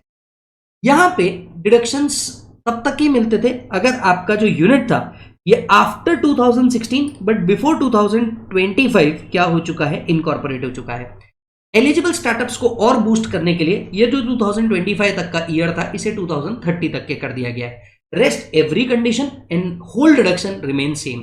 तो 80IAC में एक ही अमेंडमेंट आया है, जो ईयर 2025 हुआ करता था वो 2030 हो चुका है। काम खत्म, अमेंडमेंट खत्म। जल्दी से चेक कीजिए। एक और अमेंडमेंट पे आते हैं, 80LA वाला amendment. 80LA offshore banking units के लिए अमेंडमेंट आया है। इसका आपको जो बेनिफिट मिलता है ये ओल्ड और न्यू दोनों स्कीम में मिलता है। तो ओल्ड स्कीम में भी इसका बेनिफिट मिलता है, 115 BAC एटसेट्रा में भी इसका बेनिफिट मिलता है। तो सेक्शन 80 CCD के जैसे ही रेलेवेंट और इंपॉर्टेंट बन जाता है। 80LA का बेनिफिट किस किस को मिलता है? शेड्यूल बैंक को मिलता है, having an offshore banking unit in SEZ, जो SEZ में ऑपरेट कर रहे हैं, foreign bank which is operating in SEZ, या फिर यूनिट ऑफ IFSC को ये बेनिफिट मिलता है। ओके, चलिए कौन सी इनकम एलिजिबल है? जो इनकम ऑफशोर बैंकिंग यूनिट से आ रही है वो, इनकम जो बैंकिंग बिजनेस से आ रही है वो, जो IFSC यूनिट को बिजनेस करके इनकम आ रही है वो, या फिर इनकम जो ट्रांसफर ऑफ एसेट से आ रही है, बीइंग एयरक्राफ्ट और helicopter or an engine of aircraft or helicopter or any other part which was leased by a unit in IFSC, मतलब एयरक्राफ्ट लीजिंग से, हेलीकॉप्टर लीजिंग से जो इनकम आ रही है वो, अब यहां पे जो ईयर है इस ईयर को भी 2030 कर दिया गया है। तो यहां पे भी लास्ट ईयर तक के 25 था, इस ईयर को भी 2030 तक के पहुंचा दिया गया है। तो अगर कोई इनकम अराइज होती है किसी भी बैंक या यूनिट ऑफ IFSC जो बैंकिंग एक्टिविटी से आ रहा है या फिर एयरक्राफ्ट लीजिंग एक्टिविटी से आ रहा है, ये इनकम का डिडक्शन मिलता है 80LA में। अब डिडक्शन कितना मिलेगा? शेड्यूल्ड बैंक और फॉरेन कंपनी के डिडक्शन था for first 5 year 50%, sorry for first 5 year 100%, next 5 year के लिए 50% हुआ करता था। यहां पे असेसमेंट ईयर 23-24 से इस अमेंडमेंट को चेंज कर दिया गया है। जो 50% था वो नेक्स्ट 5 ईयर्स के लिए भी क्या कर दिया गया है? 100% कर दिया गया है। तो आप मान करके चलिए कहीं ना कहीं रेट्रोस्पेक्टिव अमेंडमेंट है जो कहता है असेसमेंट ईयर 23-24 से जिन जिन लोगों को नेक्स्ट 5 ईयर के लिए 50% मिलना करता था अब उसको भी कितना मिलेगा? 100%। मतलब logically scheduled bank foreign company जो SEZ में अपना बिजनेस ऑपरेट कर रही है फॉर 10 ईयर्स 100% डिडक्शन मिल जाएगा। जो पहले था, पहले 5 ईयर्स 100%, नेक्स्ट 5 ईयर 50%, अब हो चुका है for the 10 years 100%। IFSC unit का तो डिडक्शन वैसे भी कितना मिलता है? 100% for 10 years out of 15 years. 15 में से कोई भी 10 साल का आपको क्या मिलता है? डिडक्शन मिलता है, अगर वो इन इनकम्स को क्या कर रहे हैं? जनरेट कर रहे हैं। एग्जाम पॉइंट ऑफ व्यू से आपको क्या याद रखना है? मेरे को लगता है अगर कोई यूनिट है, अगर कोई क्या है? यूनिट है, कहाँ है? IFSC में है, इनको क्या आ रहा है सर? इनकम आ रहा है। किससे आ रहा है? फ्रॉम लीज ऑफ एयरक्राफ्ट से आ रहा है या फिर हेलीकॉप्टर से आ रहा है। ये इनकम का आपको क्या मिलेगा दोस्त? डिडक्शन मिलेगा फॉर 10 आउट ऑफ 15। मुझे लगता है एग्जाम पॉइंट ऑफ व्यू से ये वाला पार्ट याद रखिए, रेलेवेंट है, आ सकता है। यहां आपका डिडक्शन के अमेंडमेंट भी क्या होते हैं मालिक? ओवर होते हैं। तो डिडक्शन के अमेंडमेंट यहाँ खत्म होते हैं। Let's move on to the next chapter. हाँ जी सर, आ रहे हैं नेक्स्ट अमेंडमेंट की ओर। TDS TCS भयानक अमेंडमेंट है सर, भयानक। मतलब TDS TCS में मालिक जितने अमेंडमेंट हुए ना, इतने अमेंडमेंट तो वो किसी चैप्टर के अंदर में नहीं हुए हैं। ये एक एक अमेंडमेंट की ओर ध्यान देते हैं। सबसे पहला अमेंडमेंट है 206AB। क्या सेक्शन था याद दिलाता हूं। हम जिसको पेमेंट कर रहे हैं अगर उसने पिछले 3 सालों के रिटर्न नहीं भरते थे तो TDS TCS जो है वो हायर रेट पे डिडक्ट हुआ करता था। क्या तुम्हें याद आ रहा है? ये सेक्शन ही खत्म हो गया। मतलब अब आपको याद रखना है तो सिर्फ ये याद रखना है 206AA वाला कि अगर सामने वाले ने पैन नहीं दिया तो TDS हायर रेट पे डिडक्ट होगा। तो जो प्रोविजन हुआ करती ना कि अगर मैं सामने वाले को पेमेंट दे रहा हूं, उसने अगर पिछले 3 सालों के रिटर्न नहीं भरा तो TDS TCS हाई रेट पे डिडक्ट होगा। ये TDS से भी हटा दिया है। नीचे जाकर के आप देखेंगे TCS से भी ये प्रोविजन हटा दी गई है। तो TCS के लिए ये प्रोविजन हुआ करती थी 206CCA कि अगर सामने वाले ने पिछले 3 सालों के रिटर्न नहीं भरे जो TCS होगा वो हायर रेट पे डिडक्ट होगा। तो ये दोनों में सेक्शन TDS TCS से क्या कर दिए गए? रिमूव कर दिए गए हैं। This is the first amendment. आते हैं सेकंड अमेंडमेंट, TDS का रिवाइज रिटर्न। अमेंडमेंट हुआ है सेक्शन 200 सबसेक्शन 3 के अंदर में। पहली चीज, क्या TDS TCS का रिवाइज रिटर्न भरा जा सकता है? The answer is yes. इसका जवाब हमेशा से ही हाँ था कि TDS TCS का रिवाइज रिटर्न भरा जा सकता है, लेकिन इसके लिए कोई फिक्स टाइम लिमिट नहीं थी कि कब तक के भरा जा सकता था। अब एक टाइम लिमिट आ चुकी है। टाइम लिमिट है 6 years from the end of financial year in which original return is filed. तो मैक्सिमम रेक्टिफिकेशन आप कब कर, रिवाइज रिटर्न कब तक के फाइल कर सकते हैं? 6 years from the end of financial year in which original return is filed. तो ओरिजिनल रिटर्न जिस साल से फाइल किया है आपने, उस फाइनेंशियल ईयर एंड से 6 साल के अंदर में ही TDS का रिवाइज रिटर्न सबमिट किया जा सकता है। तो पहले टाइम लिमिट नहीं थी, अमेंडमेंट ये है, अब टाइम लिमिट आ चुकी है। रेलेवेंट है क्या जी? हाँ जी सर, रेलेवेंट है। नेक्स्ट आता है पेनल्टी 271H की। राइट, अगर आपने TDS TCS रिटर्न सबमिट नहीं किया तो आपको पेनल्टी लगती थी 10,000 से 1 लाख रुपीज की। 10,000 से 1 लाख रुपीज की। ये पेनल्टी लगाने का जो पावर था ये JCIT के हाथ में था। ये पेनल्टी लगाने का power JCIT that is joint commissioner income tax के हाथ से हटा के AO के हाथ में कर दिया गया है। राइट, तो पेनल्टी कितनी थी TDS TCS रिटर्न नहीं सबमिट करने की? 10,000 to 1 लाख। कौन करता था? JC करता था। हटा के किसको कर दिया? AO कर दिया। राइट, अब ये पेनल्टी कब लगाई जाती थी इसके टाइम लिमिट में भी चेंज आया है। पहले 1 ईयर तक के पेनल्टी कभी भी लगाई जा सकती थी, अब ये पेनल्टी लगाई जा सकती है within 1 month of the date of payment of tax interest plus fees. Tax interest plus fees payment करते ही 1 मंथ के अंदर में ये पेनल्टी लगाई जाएगी। तो टाइम लिमिट कब ये पेनल्टी लगाई जाएगी ये भी क्या किया गया है? चेंज किया गया है। एग्जाम पॉइंट ऑफ व्यू मुझे नहीं लगता इतना रेलेवेंट है। नेक्स्ट आता है कॉन्सिक्वेंसेस सेक्शन 200 के अंदर में अमेंडमेंट। सेक्शन 200 के अंदर में अमेंडमेंट हुआ है, राइट। सेक्शन 200 किस बारे में बात करता था? सेक्शन 200 में बात करता था कि अगर आपने टीडीएस टीसीएस डिडक्ट नहीं किया तो एसएससी को एसएससी इन डिफॉल्ट माना जा सकता था, बराबर है। ये प्रोविजन पहले भी थी, ये प्रोविजन अभी भी कंटिन्यू है कि अगर आप टीडीएस टीसीएस डिडक्ट नहीं करते, SSC will be treated as SSC in default. क्या माना जाएगा उसको? एसएससी इन डिफॉल्ट माना जाएगा। अमेंडमेंट का है, एसएससी इन डिफॉल्ट भी कब तक माना जाएगा इसकी कोई टाइम लिमिट नहीं थी, ओपन एंडेड था। 10 साल बाद भी आपका केस ओपन किया जा सकता है। इसे एक टाइम लिमिट के अंदर डाल दिया गया। इसे कहा गया कि अब आप 6 years from the end of relevant assessment year or 2 years from the end of which rectified return is filed, whichever is later, ही आपको ये मानना है। तो अगर डिपार्टमेंट किसी को भी एसएससी इन डिफॉल्ट मानना है तो उसको टाइम लिमिट क्या है? 6 years from the end of relevant assessment year. Relevant assessment year के 6 year के अंदर में ही आपको उस एसएससी इन डिफॉल्ट मान के पेनल्टी और इंटरेस्ट लगाना है, या फिर 2 years from the end of the year in which rectified return is filed.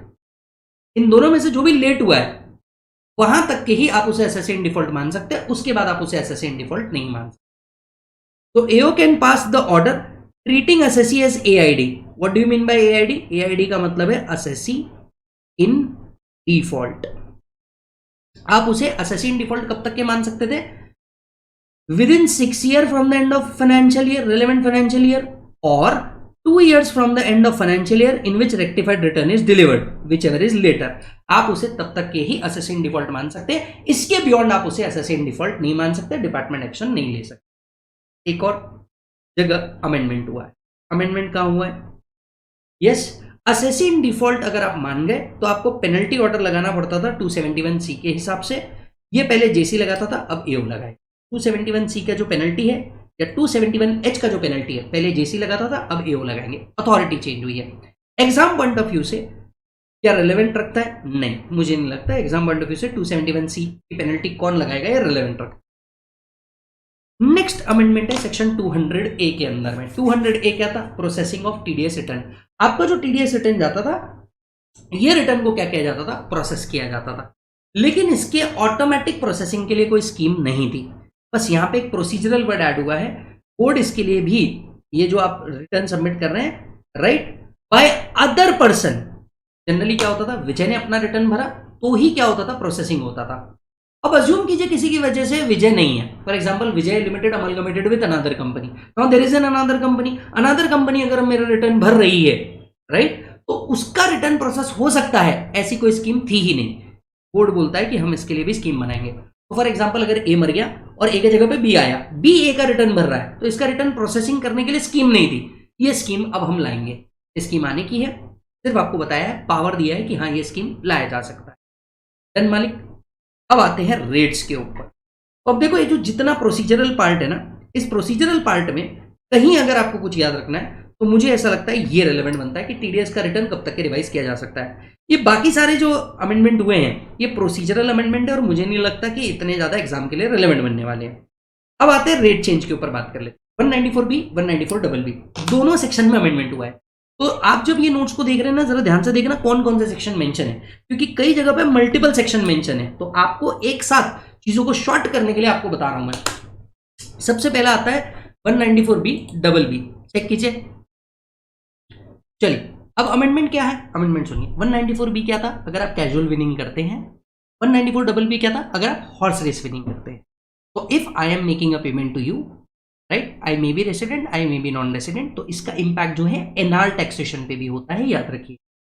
तो अगर हम विनिंग किसी को डिस्ट्रीब्यूट कर रहे हैं और ये विनिंग 10,000 के ऊपर जाती थी तो टीडीएस करना चाहिए था। कितना परसेंट? 30%। अभी जो 10,000 था ये साल भर की एग्रीगेट लिमिट थी, इसको कर दिया गया है 10,000 इन अ सिंगल ट्रांजैक्शन। तो कैजुअल इनकम 194B 194BB में अब हमें टीडीएस तभी करना है जब सिंगल ट्रांजैक्शन में 10,000 के ऊपर जा रहा है तब। तो अजम्पशन लेते हैं हम विनिंग किसी को डिस्ट्रीब्यूट कर रहे हैं और ये विनिंग है 9,000 की, नो टीडीएस। 9,000 की 2 विनिंग है, अगेन नो टीडीएस। जब 19,000 का एक आ गया, यस टीडीएस। तो अगर 10,000 के ऊपर सिंगल ट्रांजैक्शन में बढ़ रहे हैं तो टीडीएस करना है, नहीं तो करने की जरूरत नहीं है। मैं सभी बच्चों को एक पॉइंट यहां पे कंसेप्चुअल अंडरस्टैंडिंग देना चाहता हूं। ये मैंडेटरी टीडीएस 10,000 सिंगल विनिंग के बाद है, वॉलेंटरीली अगर कोई करना चाहे तो बिल्कुल टीडीएस हो सकता है ना। ये मैंडेटरी 10,000 के बाद है इन अ सिंगल ट्रांजैक्शन। नेक्स्ट आता है बेटा आपका 194D, 194G, 194H। तीन अलग अलग सेक्शन में अमेंडमेंट है। 194D इंश्योरेंस कमीशन के बारे में बात करता है, 194G लॉटरी सेलिंग कमीशन के बारे में बात करता है, और 194H अदर कमीशन की बात करता है। हिस्टोरिकली ऐसा था कि अगर आपका कमीशन साल भर का 15,000 के ऊपर चला जाए तो टीडीएस 5% से डिडक्ट होता था। दोनों जगह चेंज है। अगर आपका कमीशन साल भर का 20,000 पर एनम के ऊपर गया तो 2% का टीडीएस। तो जो लिमिट 15,000 थी उसको 20,000 कर दिया गया है, और जो लिमिट 5% थी उसको 2% कर दिया गया है across all three sections, 194D में भी, 194G में भी, 194H में भी। क्लियर मालिक? ओके। अगर इंश्योरेंस कमीशन जो है ये 10% है, अगर रिसीवर कौन है? Domestic company. इंश्योरेंस कमीशन के ऊपर 10% टीडीएस है अगर रिसीवर कौन है? Domestic company. डोमेस्टिक कंपनी अगर इंश्योरेंस कमीशन रिसीव कर रही है तो टीडीएस 10%। ये पहले भी था, आज भी है। Next amendment is 194, 194K। इसको ध्यान से सुनना। TDS on dividend. Last year तक ऐसा होता था कि अगर आपका डिविडेंड अमाउंट 5,000 पर एनम से ऊपर गया तो कंपनी या म्यूचुअल फंड कंपनी टीडीएस कर रही है तो 194 में अमेंडमेंट होता है, और म्यूचुअल फंड कंपनी टीडीएस करती है तो 194K में होता है। अगर कंपनी या म्यूचुअल फंड कंपनी साल भर में किसी को 5,000 के ऊपर का डिविडेंड दे रहे हैं तो टीडीएस होता था एट द रेट ऑफ 10%। बराबर है। ये 5,000 की लिमिट को कर दिया गया है 10,000 पर एनम। तो लिमिट को बढ़ा दिया गया है टीडीएस करने के लिए। अब अगर कंपनी 10,000 के ऊपर किसी को डिविडेंड दे रही है या म्यूचुअल फंड कंपनी किसी को 10,000 के ऊपर का डिविडेंड दे रही है तो टीडीएस होगा, तो टीडीएस। क्लियर है मालिक? नेक्स्ट सेक्शन आता है आपका 194I। याद रखने का तरीका था हमारा रेंट। इसमें भी अमेंडमेंट हुआ है। तो मेरे को एक बात समझना, इन सभी सेक्शन में रेलेवेंसी कहां है? मुझे लगता है ये बहुत फ्रीक्वेंट पूछा जाता है। सीधा आते हैं यहां, ये भी रेलेवेंट 194I। देखिए, अगर जो रेंट है ना, ये साल भर में अगर 2,40,000 पर एनम के ऊपर जाता था तो आपको टीडीएस करने की दरकार थी। प्लांट एंड मशीनरी के रेंट पे 2% होता था और अदर एसेट के रेंट पे 10% होता था। बराबर है। इसको कर दिया चेंज, इसको कर दिया 50,000 पर मंथ और पार्ट डेयर ऑफ। तो अगर रेंट 50,000 पर मंथ या पार्ट डेयर ऑफ के ऊपर जा रहा है, राइट, तो आपको TDS 2% on plant and machinery and 10% in case of other करना है। तो यहाँ पे लिमिट को अपग्रेड किया गया है, 2,40,000 की लिमिट को हटा दिया गया है और 50,000 पर मंथ या पार्ट डेयर ऑफ की लिमिट को ला दिया गया है। नेक्स्ट चेंज हुआ है 194J में, अगेन रेलेवेंट क्योंकि इसके ऊपर बहुत सारे क्वेश्चन आते हैं। 194J professional payment, royalty payment, FTS fees for technical services का पेमेंट। ये पेमेंट जब 30,000 पर एनम के ऊपर जाता था तो टीडीएस करना होता था 10% के हिसाब से। ये 30,000 की लिमिट को 50,000 पे लेके चले गए हैं। तो इफ प्रोफेशनल पेमेंट एक्सीड करता है कितने से बेटा? 50,000 पर एनम से, तो आपको टीडीएस करना है। हालांकि डायरेक्टर सिटिंग फीस का टीडीएस वैसे ही होता है सिंगल रुपीज से, तो उसके लिए कोई चेंज नहीं है। सिर्फ 30,000 की लिमिट जो है उसको क्या कर दिया गया है? 50,000 कर दिया गया है। रेलेवेंट है क्या जी? हाँ जी सर, रेलेवेंट है एग्जाम पॉइंट ऑफ व्यू से। नेक्स्ट आता है आपका 194A। ये भी रेलेवेंट है क्योंकि इंपॉर्टेंट सेक्शनों में से एक है। इन TDS on interest other than on securities. अगर बैंक कोऑपरेटिव पेमेंट करती थी, नॉर्मल पेमेंट 40,000 के ऊपर जाता था और सीनियर सिटीजन के लिए 50,000 के ऊपर जाता था तो टीडीएस करना था। सबसे पहले बैंकों की ये जो लिमिट है इसको चेंज किया गया, 50,000 एंड 1 लाख पे इनकांस कर दिया गया। अब बैंक, पोस्ट ऑफिस तभी टीडीएस करेंगी जब वो इंटरेस्ट पे कर रहे हैं साल भर में नॉर्मल एसएससी के लिए 50,000 के ऊपर और सीनियर सिटीजन के लिए 1 लाख के ऊपर, तो ही वो टीडीएस करेगी 194A में। बैंक वगैरह छोड़ के कोई भी एसएससी अगर पेमेंट कर रहा है, इंटरेस्ट का पेमेंट कर रहा है, तो टीडीएस करना होता था जब आपकी लिमिट 5,000 से ऊपर चले गए। इस लिमिट को भी 5,000 से एनहांस करके कितना कर दिया गया? 10,000 कर दिया गया। Pair, normal company, banking. Normal company 10,000 के ऊपर गया तो टीडीएस करना है। बैंकिंग नॉर्मल एसएससी के लिए इंटरेस्ट 40,000 के ऊपर पे किया, 50,000 के ऊपर पे किया, अब टीडीएस करना है। सीनियर सिटीजन को पेमेंट कर रहे हैं, 1 लाख के ऊपर पेमेंट किया, टीडीएस करना। क्लियर मालिक? 194Q में अमेंडमेंट हुआ, हालांकि ये तो कॉन्सिक्वेंशियल अमेंडमेंट। 194Q क्या था? अगर आप गुड्स बाय कर रहे हैं 50 लाख के ऊपर तो आपको टीडीएस करना है। अब हुआ क्या है, 206C1H, आपको अगर याद होगा तो सेलर को टीसीएस करना होता था 206C1H में और बायर को 194Q में टीडीएस करना होता था।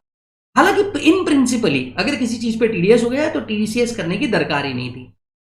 फाइनेंस एक्ट 25 ने 2061H को क्या कर दिया है, रिमूव कर दिया गया है। मतलब अब गुड्स सेल करने पे टीसीएस करने की जरूरत ही नहीं पड़ती। अब यही चीज 194Q में लिख दिया कि अब आपको मैंडेटरीली टीडीएस ही करना है, टीसीएस का दरकार ही नहीं है। तो TDS will be deducted under 194Q and no TCS will be collected under 2061H। क्यों? क्योंकि 2061H हैज बीन रिमूव्ड। तो इस साल से 2061H रिमूव हो चुका है।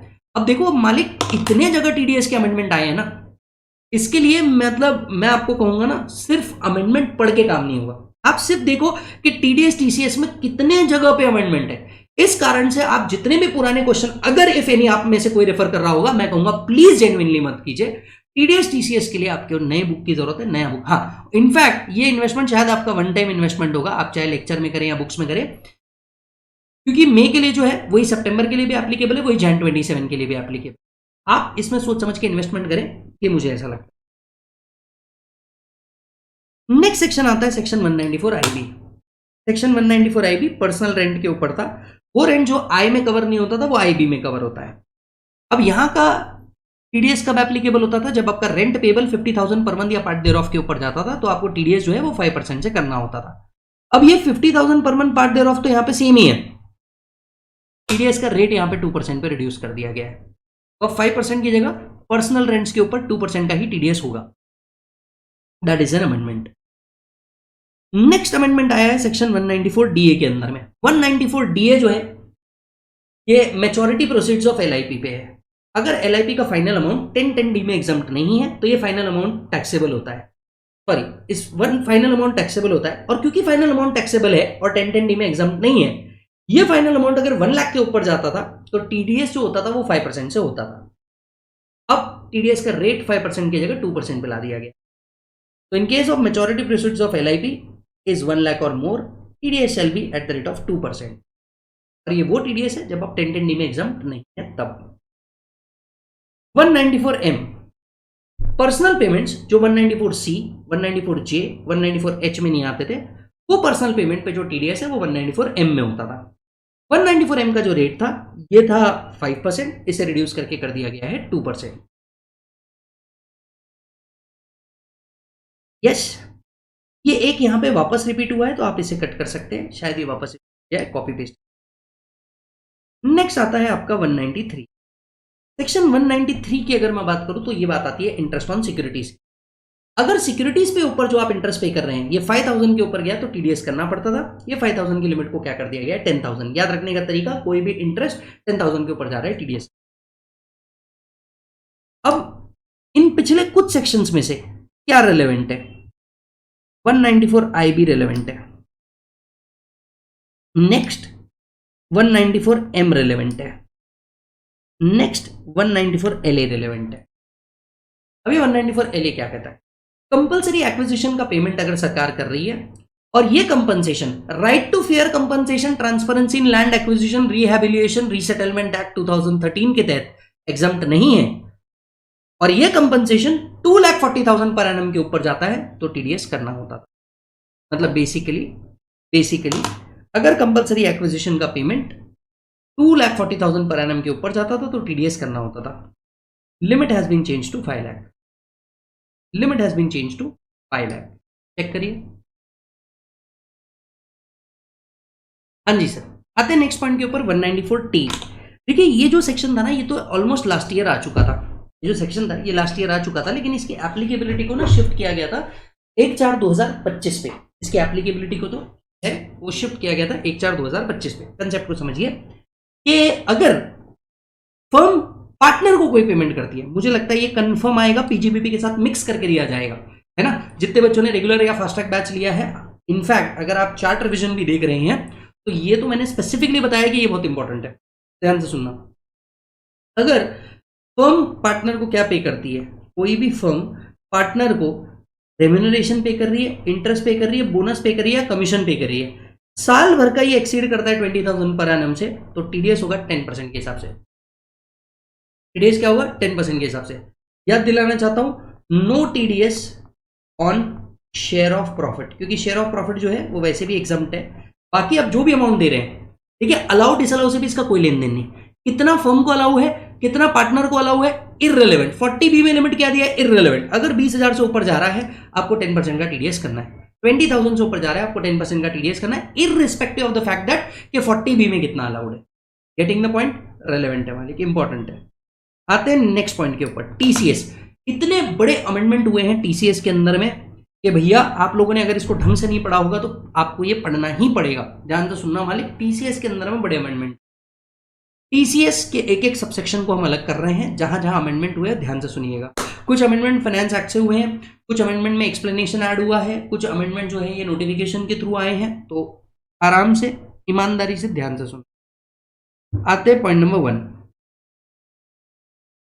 Point number 1, timber obtain from forest और timber obtain from other than forest और एनी अदर फॉरेस्ट प्रोड्यूस।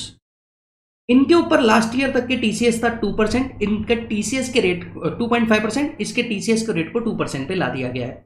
तो अगर आप टिम्बर ऑब्टेन कर रहे हैं from forest, other than forest या एनी अदर फॉरेस्ट प्रोड्यूस, इस पॉइंट पे वर्क कीजिएगा, एनी अदर फॉरेस्ट प्रोड्यूस, क्योंकि क्वेश्चन मुझे लगता है यहां आएगा। एनी अदर फॉरेस्ट प्रोड्यूस, इस पे टीसीएस कलेक्ट होता था कितने परसेंट के हिसाब से, 2.5% के हिसाब से, अब 2% के हिसाब से टीसीएस कलेक्ट होगा। ये हुआ पहला अमेंडमेंट। दूसरा चेंज क्या आया है, फॉरेस्ट प्रोड्यूस के डेफिनेशन को क्या किया गया है, चेंज किया गया है। फॉरेस्ट प्रोड्यूस में क्या क्या आएगा इसे एक्सप्लेन कर दिया गया है। पहले ये एक्सप्लेन नहीं था, अब इसे एक्सप्लेन कर दिया गया है।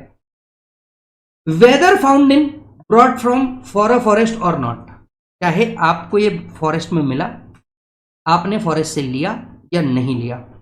Timber, charcoal, cashew, wood oil, resin, natural varnish, bark, lac, mahua flower, mahua seed and myrobalan, ये सभी के सभी के ऊपर टीसीएस आएगा। चाहे ये फाउंड हुआ हो फॉरेस्ट में, फॉरेस्ट से बाय किया गया हो या अदरवाइज किसी भी तरीके से ऑब्टेन किया गया हो, इन पे टीसीएस आएगा ही आएगा। इन फॉलोइंग प्रोडक्ट पे टीसीएस तभी आएगा जब आपने इसे या तो फॉरेस्ट से लिया हो या आपको फॉरेस्ट से मिला हो, या तो आपने फॉरेस्ट डिपार्टमेंट से बाय किया हो या फॉरेस्ट से ऑब्टेन किया हो। Trees, leaves, flowers, fruits, all other part और produce not herein before mention of the trees. Plants being trees including grass, creepers, reeds, moss. Produce of animal, wild animal, their skin, trunks, horns, bones, silk cocoons, honey, wax and all other part of produce of animal. अब देखो मुझे जो specifically लग रहा है ये याद रखना पड़ेगा, ये याद रखना पड़ेगा क्योंकि ये बहुत रेलेवेंट चीज़ें हैं। तो आपको अगर एनिमल के हॉर्न्स वगैरह आपको फॉरेस्ट से मिले हैं या आपने फॉरेस्ट से लाए हैं तो टीसीएस आएगा। Peat, surface oil, raw rock mineral including limestone, laterite, mineral oil and all produce of mines and quarries, ये भी अब फॉरेस्ट प्रोड्यूस के अंदर में आता है और इसके ऊपर भी टीसीएस होगा। तो मुझे लगता है ये भी लिस्ट याद रखनी पड़ेगी। अब आप पूछेंगे कि सर इतनी बड़ी लिस्ट कैसे याद होती सर, ये कोई पॉइंट है, ऐसा कैसे याद रखेंगे सर? आप बिल्कुल बराबर है, नहीं याद हो सकती है ना। इसको मल्टीपल टाइम 1-2 बार बस देखना पड़ेगा तो काम होगा, नहीं तो याद नहीं होने वाला। क्योंकि ये यार मतलब आप कैसे याद रखोगे? इसमें से कई प्रोडक्ट तो ऐसे हैं जो सीए स्टूडेंट से रेलेवेंट ही नहीं रखते, मे भी किसी और के लिए रेलेवेंट रखते होंगे। अननेसेसरी आपको इतना सब कुछ दिया हुआ है यार। Forest produce trader to provide relief to the trader of forest produce only such other forest produce not being timber और tendu leaves which is obtained under the forest lease will be covered in TCS. Trader of other forest produce will not be subject to TCS. अब छोटे traders को relief देने के लिए इन्होंने क्या किया, अगर आपका फॉरेस्ट लीज है और उनके थ्रू आपको मिला है तो ही टीसीएस लगेगा।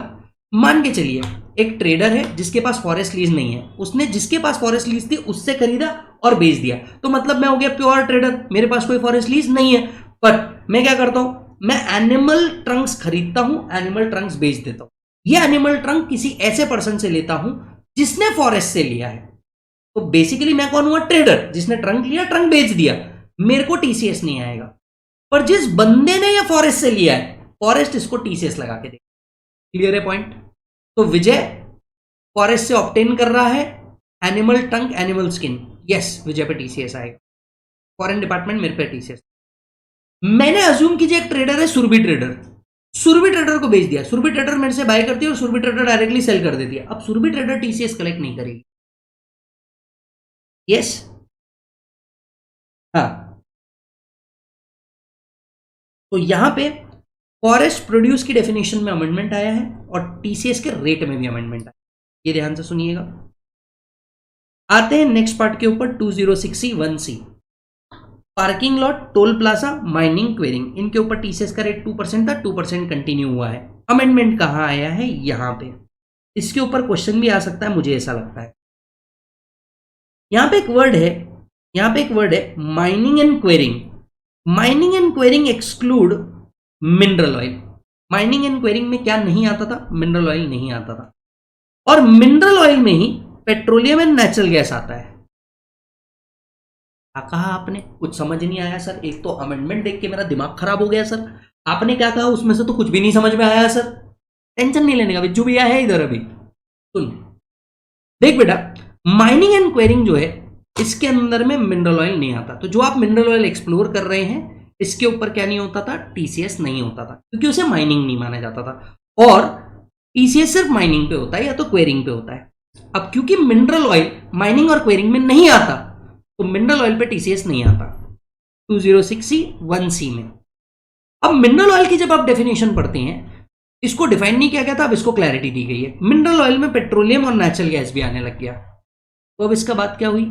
सवाल एक, क्या मिनरल ऑयल के ऊपर टीसीएस लगता था? नो। पेट्रोलियम और नेचुरल गैस पे भी टीसीएस लगने वाला नहीं है। तो कुल मिला के आप ये याद रखिए, mining quarrying of oil, petroleum and natural gas, इसके ऊपर टीसीएस नहीं आएगा। तो पेट्रोल और नेचुरल गैस पे भी टीसीएस नहीं आएगा, पेट्रोल और नेचुरल गैस पे भी टीसीएस नहीं आएगा। ये याद रख लीजिए, काम खत्म। 206C(1)(f) मुझे लगता है 100% ये आ जाएगा, कंफर्म आएगा एग्जाम में। और ये आया है नोटिफिकेशन नंबर 36/2025 से। ये आया है नोटिफिकेशन नंबर 36/2025 से। क्या नोटिफिकेशन है? प्लीज ध्यान से सुनिएगा। तो सर, अगर मोटर व्हीकल जिसकी वैल्यू 10 लाख के ऊपर है तो टीसीएस कलेक्ट किया जाता है 1% के हिसाब से। मोटर व्हीकल जिसकी वैल्यू कितने से ऊपर है बेटा? 10 लाख के ऊपर है तो टीसीएस कलेक्ट किया जाता है 1% से। लेकिन कुछ सालों पहले यहाँ पे क्या किया गया था? मोटर व्हीकल के साथ साथ एक अदर नोटिफाइड गुड्स वर्ड को ऐड किया गया था। लास्ट ईयर तक के ये अदर नोटिफाइड गुड्स कौन से होंगे ये बताया नहीं गया था। नोटिफिकेशन नंबर 36/2025 ने लिस्ट दे दी है। अगर ये वाले गुड्स की वैल्यू 10 लाख से ऊपर है तो टीसीएस 1% अब इधर भी आएगा। और ये वो वाली चीज है जो अमीर आदमी डे बाय डे बेसिस पे परचेस करते हैं। सबसे पहले रिस्ट वॉच। अगर मान के चलिए विजय ने कोई रिस्ट वॉच ली जिसकी वैल्यू 10 लाख के ऊपर है तो विजय को टीसीएस पे करना पड़ेगा। कोई आर्ट पीस लिया, कॉइन या स्टैंप लिया जिसकी वैल्यू 10 लाख के ऊपर है क्योंकि ये कलेक्टेबल्स होते हैं। यॉट लिया, बोट लिया, कैनोय लिया या हेलीकॉप्टर लिया जिसकी वैल्यू 10 लाख के ऊपर है, वो टीसीएस देंगे। सनग्लासेस लिया आपने, बैग लिए, हम्स का बैग लिया, लुई विटॉन का बैग लिया, और ये बैग लिया। मान के चलिए आप में से कई लोग प्रोफेशनल बन गए और अपने लिए पहले एक मस्त बैग लिया, बैग की वैल्यू 10 लाख के ऊपर है, यस टीसीएस आएगा।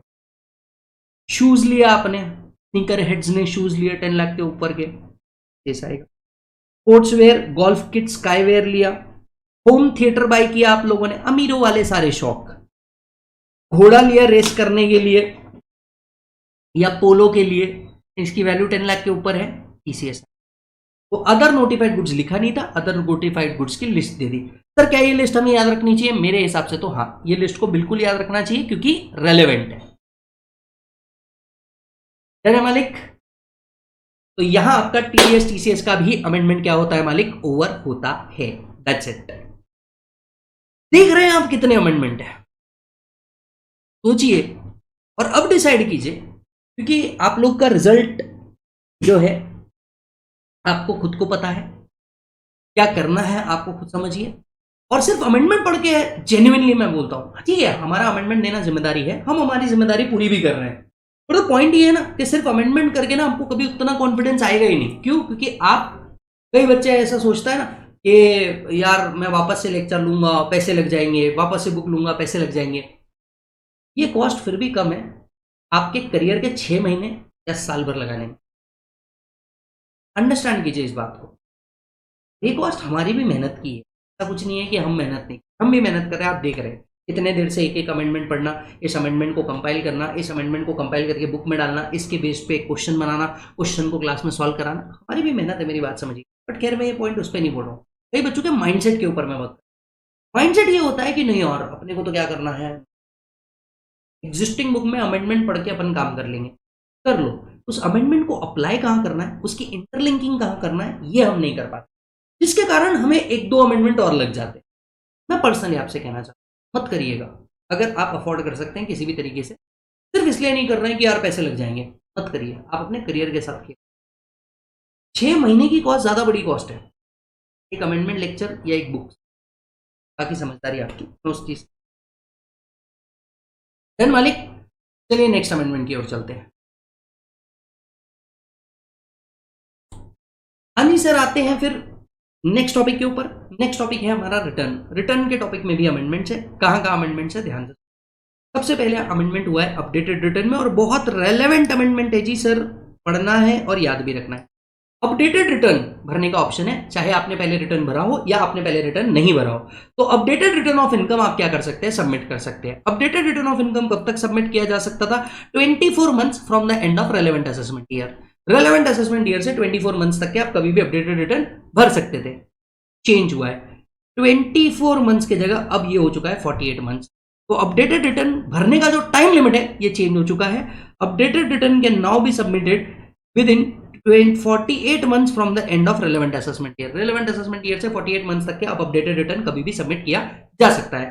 तो 139(8)(a) में चेंज हुआ है। अपडेटेड रिटर्न भरने का जो समय है उसको 2 साल की जगह 4 साल कर दिया गया है। पॉइंट समझ में आया सभी को, हाँ या ना? चलो, ये हो गई पहली चीज। अब आते हैं दूसरी चीज के ऊपर। दूसरी चीज है आपका, जब भी आप अपडेटेड रिटर्न भरते हैं तो आपको एडिशनल टैक्स भरना पड़ता है। तो जो इनकम आपकी बढ़ी उस पर तो आपको टैक्स देना ही है, आपको एडिशनल टैक्स देना पड़ता था। आपने रिटर्न 12 मंथ्स के अंदर भर दिया तो 25% तक देना पड़ता था, और आपने रिटर्न अगर 24 मंथ्स तक के भर दिया तो आपको यहां 25 गलत है, 50% तक के आपको देना पड़ता था। ठीक है, तो ध्यान से सुनिएगा। हो सकता है आपके पास जो नोट्स है उसमें मैं ये करेक्ट भी कर दूं, तो ध्यान से सुनना। अपडेटेड रिटर्न आपको कब तक के अपडेटेड रिटर्न के बेसिस पे जो आपको एडिशनल टैक्स देना पड़ता था, ये कितना देना पड़ता? एडिशनल टैक्स पहले 12 महीने तक के अपने अपडेटेड रिटर्न भर दिया तो एडिशनल टैक्स आपको देना पड़ता था 25% ऑफ टैक्स प्लस इंटरेस्ट का। अगर आप बियॉन्ड 12 मंथ्स भरते हैं, अप टू 24 मंथ्स भरते हैं, तो ये होता था 50% of the tax plus interest का। क्या पे करते थे हम? Additional tax. अब क्योंकि 24 मंथ्स अब 48 मंथ्स बढ़ गए, तो इसके जो एडिशनल टैक्स का अमाउंट है ये भी चेंज हो गया। अब अगर आप 24 मंथ्स से 36 मंथ्स के बीच में कभी भी अपडेटेड रिटर्न भरते हैं तो it will be 60% of tax plus interest, और अगर आप 36 मंथ से 48 मंथ्स तक के कभी भी करते हैं it will be 70% of tax plus. तो चलो ध्यान से सुनिएगा, आपने अपना अपडेटेड रिटर्न कब तक सबमिट कर सकते हैं? 48 मंथ्स तक सबमिट कर सकते हैं। अपडेटेड रिटर्न जब भी सबमिट किया जाता था तो इसके ऊपर एडिशनल टैक्स पे किया जाता था। एडिशनल टैक्स पे कितना किया जाता था? रिटर्न 12 महीने में भर दिया from the end of relevant assessment year, additional tax आपको 25% देना पड़ता था। 24 मंथ्स में भर दिया, एडिशनल टैक्स आपको 50% देना पड़ता था। Beyond 24 months up to 36 months ये 60% होता है, and beyond 36 months up to 48 months ये 70% of the tax plus interest. तो यहां पे ये दो जगह अपडेट हुई है बिकॉज अपडेटेड रिटर्न का जो टाइम लिमिट है ये क्या हुआ है? चेंज हुआ है।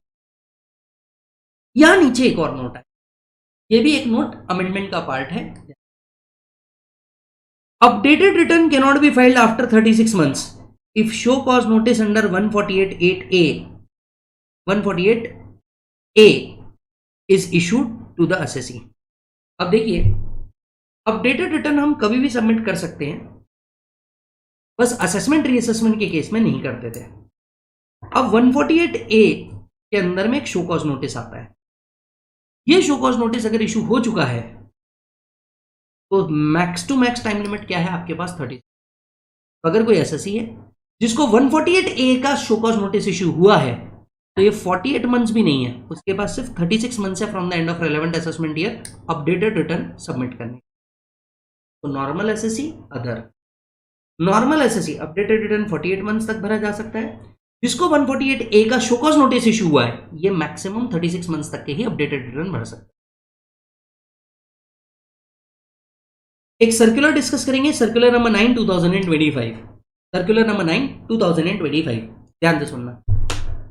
देखिए, पैन और आधार को आपने लिंक नहीं किया तो 3 कॉन्सिक्वेंसेस होते थे। तो if PAN is not link to Aadhaar there were 3 consequences. Consequences number 1, आपको रिफंड इशू नहीं होगा। कॉन्सिक्वेंसेस नंबर 2, इस रिफंड पे इंटरेस्ट इशू नहीं होगा। और कॉन्सिक्वेंसेस नंबर 3 था, टीडीएस टीसीएस हायर रेट पे डिडक्ट किया जाएगा। तो अगर पैन और आधार को लिंक नहीं किया तीन कॉन्सिक्वेंसेस थे। कॉन्सिक्वेंसेस नंबर 1, रिफंड इशू नहीं होगा। Consequences number 2, interest on refund issue नहीं होगा। Consequences number 3, TDS TCS higher rate पे डिडक्ट किया जाएगा। अब ये रिलीफ प्रोवाइड करने के लिए इन्होंने अमेंडमेंट दिया। अमेंडमेंट उधर हुआ, अमेंडमेंट सब्जेक्ट आपके हो गए। अब सुनिए,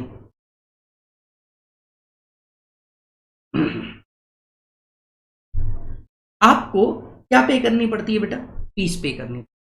अगर आपके आधार और पैन को आपको वापस से क्या करना है, ऑपरेटिव बनाना है। If you have paid the amount of fees between April to July 25 and PAN and Aadhaar is linked by September 25, तो TDS TCS हायर रेट पे डिडक्ट नहीं किया जाएगा। नॉर्मल सुनिएगा, अमेंडमेंट क्या है। पैन और आधार को आपने लिंक नहीं किया, TDS TCS हायर रेट पे डिडक्ट होता है। और साथ साथ में आपको इसे ऑपरेटिव करने के लिए, पैन को वापस से ऑपरेट करने के लिए आपको क्या पे करनी पड़ती है? फीस। अगर ये फीस आपने पे कर दी between April to July 25, that is before 1 August 25, तो एंड आपका पैन और आधार भी आपने क्या कर दिया, फीस आपने पे करी जुलाई से पहले, और Aadhaar PAN max to max link कर दिया अक्टूबर तक के, तो आपका टीडीएस टीसीएस हायर रेट पे डिडक्ट नहीं होगा नॉर्मल।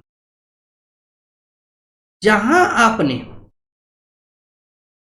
1/8/25 के बाद आपका पैन इनऑपरेटिव पड़ा है, ऐसे केस में आपको जो नॉर्मल रेट अप्लाई होंगे वो 2 महीने बाद ही होंगे। कि आपका पैन वापस से कब एक्टिवेट होगा? 2 मंथ्स आफ्टर द ट्रांसफर। वापस से सुनिएगा इस पूरे पॉइंट। तो बेसिकली अगर आप अपना आधार और पैन को लिंक कर देते हैं मैक्स बाय 39/2025, और जो भी आपका सम है TDS TCS along with the fees आप इसे पे कर देते हैं बिटवीन अप्रैल टू जुलाई, तो आपको टीडीएस टीसीएस हायर रेट पे डिडक्ट करने की जरूरत नहीं। जहां आपका आधार और पैन लिंक नहीं है 1/8/2025 या उसके आगे, आप सबसे पहले फीस पे करते हैं, पैन ऑपरेटिव करवाते हैं। पैन कब ऑपरेटिव होगा? With in 2 months. और जो आपको नॉर्मल रेट लगने चालू होंगे टीडीएस टीसीएस के, वो 2 महीने बाद होंगे। तब तक के फिर आपका क्या चलता रहेगा? हायर रेट चलता रहेगा। क्लियर है? तो आपने आधार पैन को लिंक नहीं किया, टीडीएस टीसीएस हायर रेट पे डिडक्ट होता रहेगा। कब तक लिंक नहीं किया आपने? 1/8/2025 को आपने सम भी पे नहीं किया था, प्लस लिंक भी नहीं था। पहले आप फीस पे कीजिए, दोनों को लिंक कीजिए, पैन को ऑपरेटिव बनाइए विद इन 2 मंथ्स, उसके बाद ही आपके नॉर्मल रेट चालू होंगे, नहीं तो टीडीएस टीसीएस हायर रेट पे कटता रहेगा। Is it done? That's it sir, खत्म। यस मालिक। तो जी सीए फाइनल, सीएमए फाइनल वालों, हमारा ये अमेंडमेंट लेक्चर जितना आप देख सकते हैं इतने जल्दी खत्म नहीं हो सकता। अभी हमारे बहुत सारे टॉपिक है जिनके अंदर में अमेंडमेंट बाकी है। ये तो वो टॉपिक थे जिनके अंदर में अमेंडमेंट हुए हैं। अभी हमारा assessment procedure, search and seizure, इसके आगे appeal, revision, exemption, amalgamation, securitisation trust, public charitable trust, penalty, BDA, tonnage taxation and international tax भी बाकी है। यस और नो? तो ये सारों के लिए मुझे ऐसा लगता है हमारे को एक और अमेंडमेंट लेक्चर लगेगा। अभी हमारा पार्ट 1 कंप्लीट हो चुका है। पार्ट 2 के अंदर में ये आगे के टॉपिक के अमेंडमेंट कर देंगे। पार्ट 2 भी हम लोग लगभग कल तक के अपडेट कर देंगे, ताकि आपको पूरा अमेंडमेंट लेक्चर आराम से पढ़ पाओ, एब्जॉर्ब कर पाओ। क्योंकि देखो अमेंडमेंट लेक्चर हमने पढ़ा तो दिए, लेकिन एक ही दिन में सारे अमेंडमेंट लेक्चर पढ़ के तुमसे एब्जॉर्ब होने नहीं वाले। तो पार्ट 1 एब्जॉर्ब कर लो, सिंक इन कर लो, देख लो, और इसके बाद पार्ट 2 के अंदर में आप आइएगा। तब तक के पार्ट 1 वाला वीडियो अगर आपको ऐसा लगता है वैल्यूएबल था तो अपने दोस्तों के साथ जरूर शेयर कीजिए। मैं मिलता हूं आपसे अगले वीडियो के अंदर में। इस चैनल पे बने रहिए और इस प्लेलिस्ट को जरूर शेयर कर दीजिएगा। Thank you so much.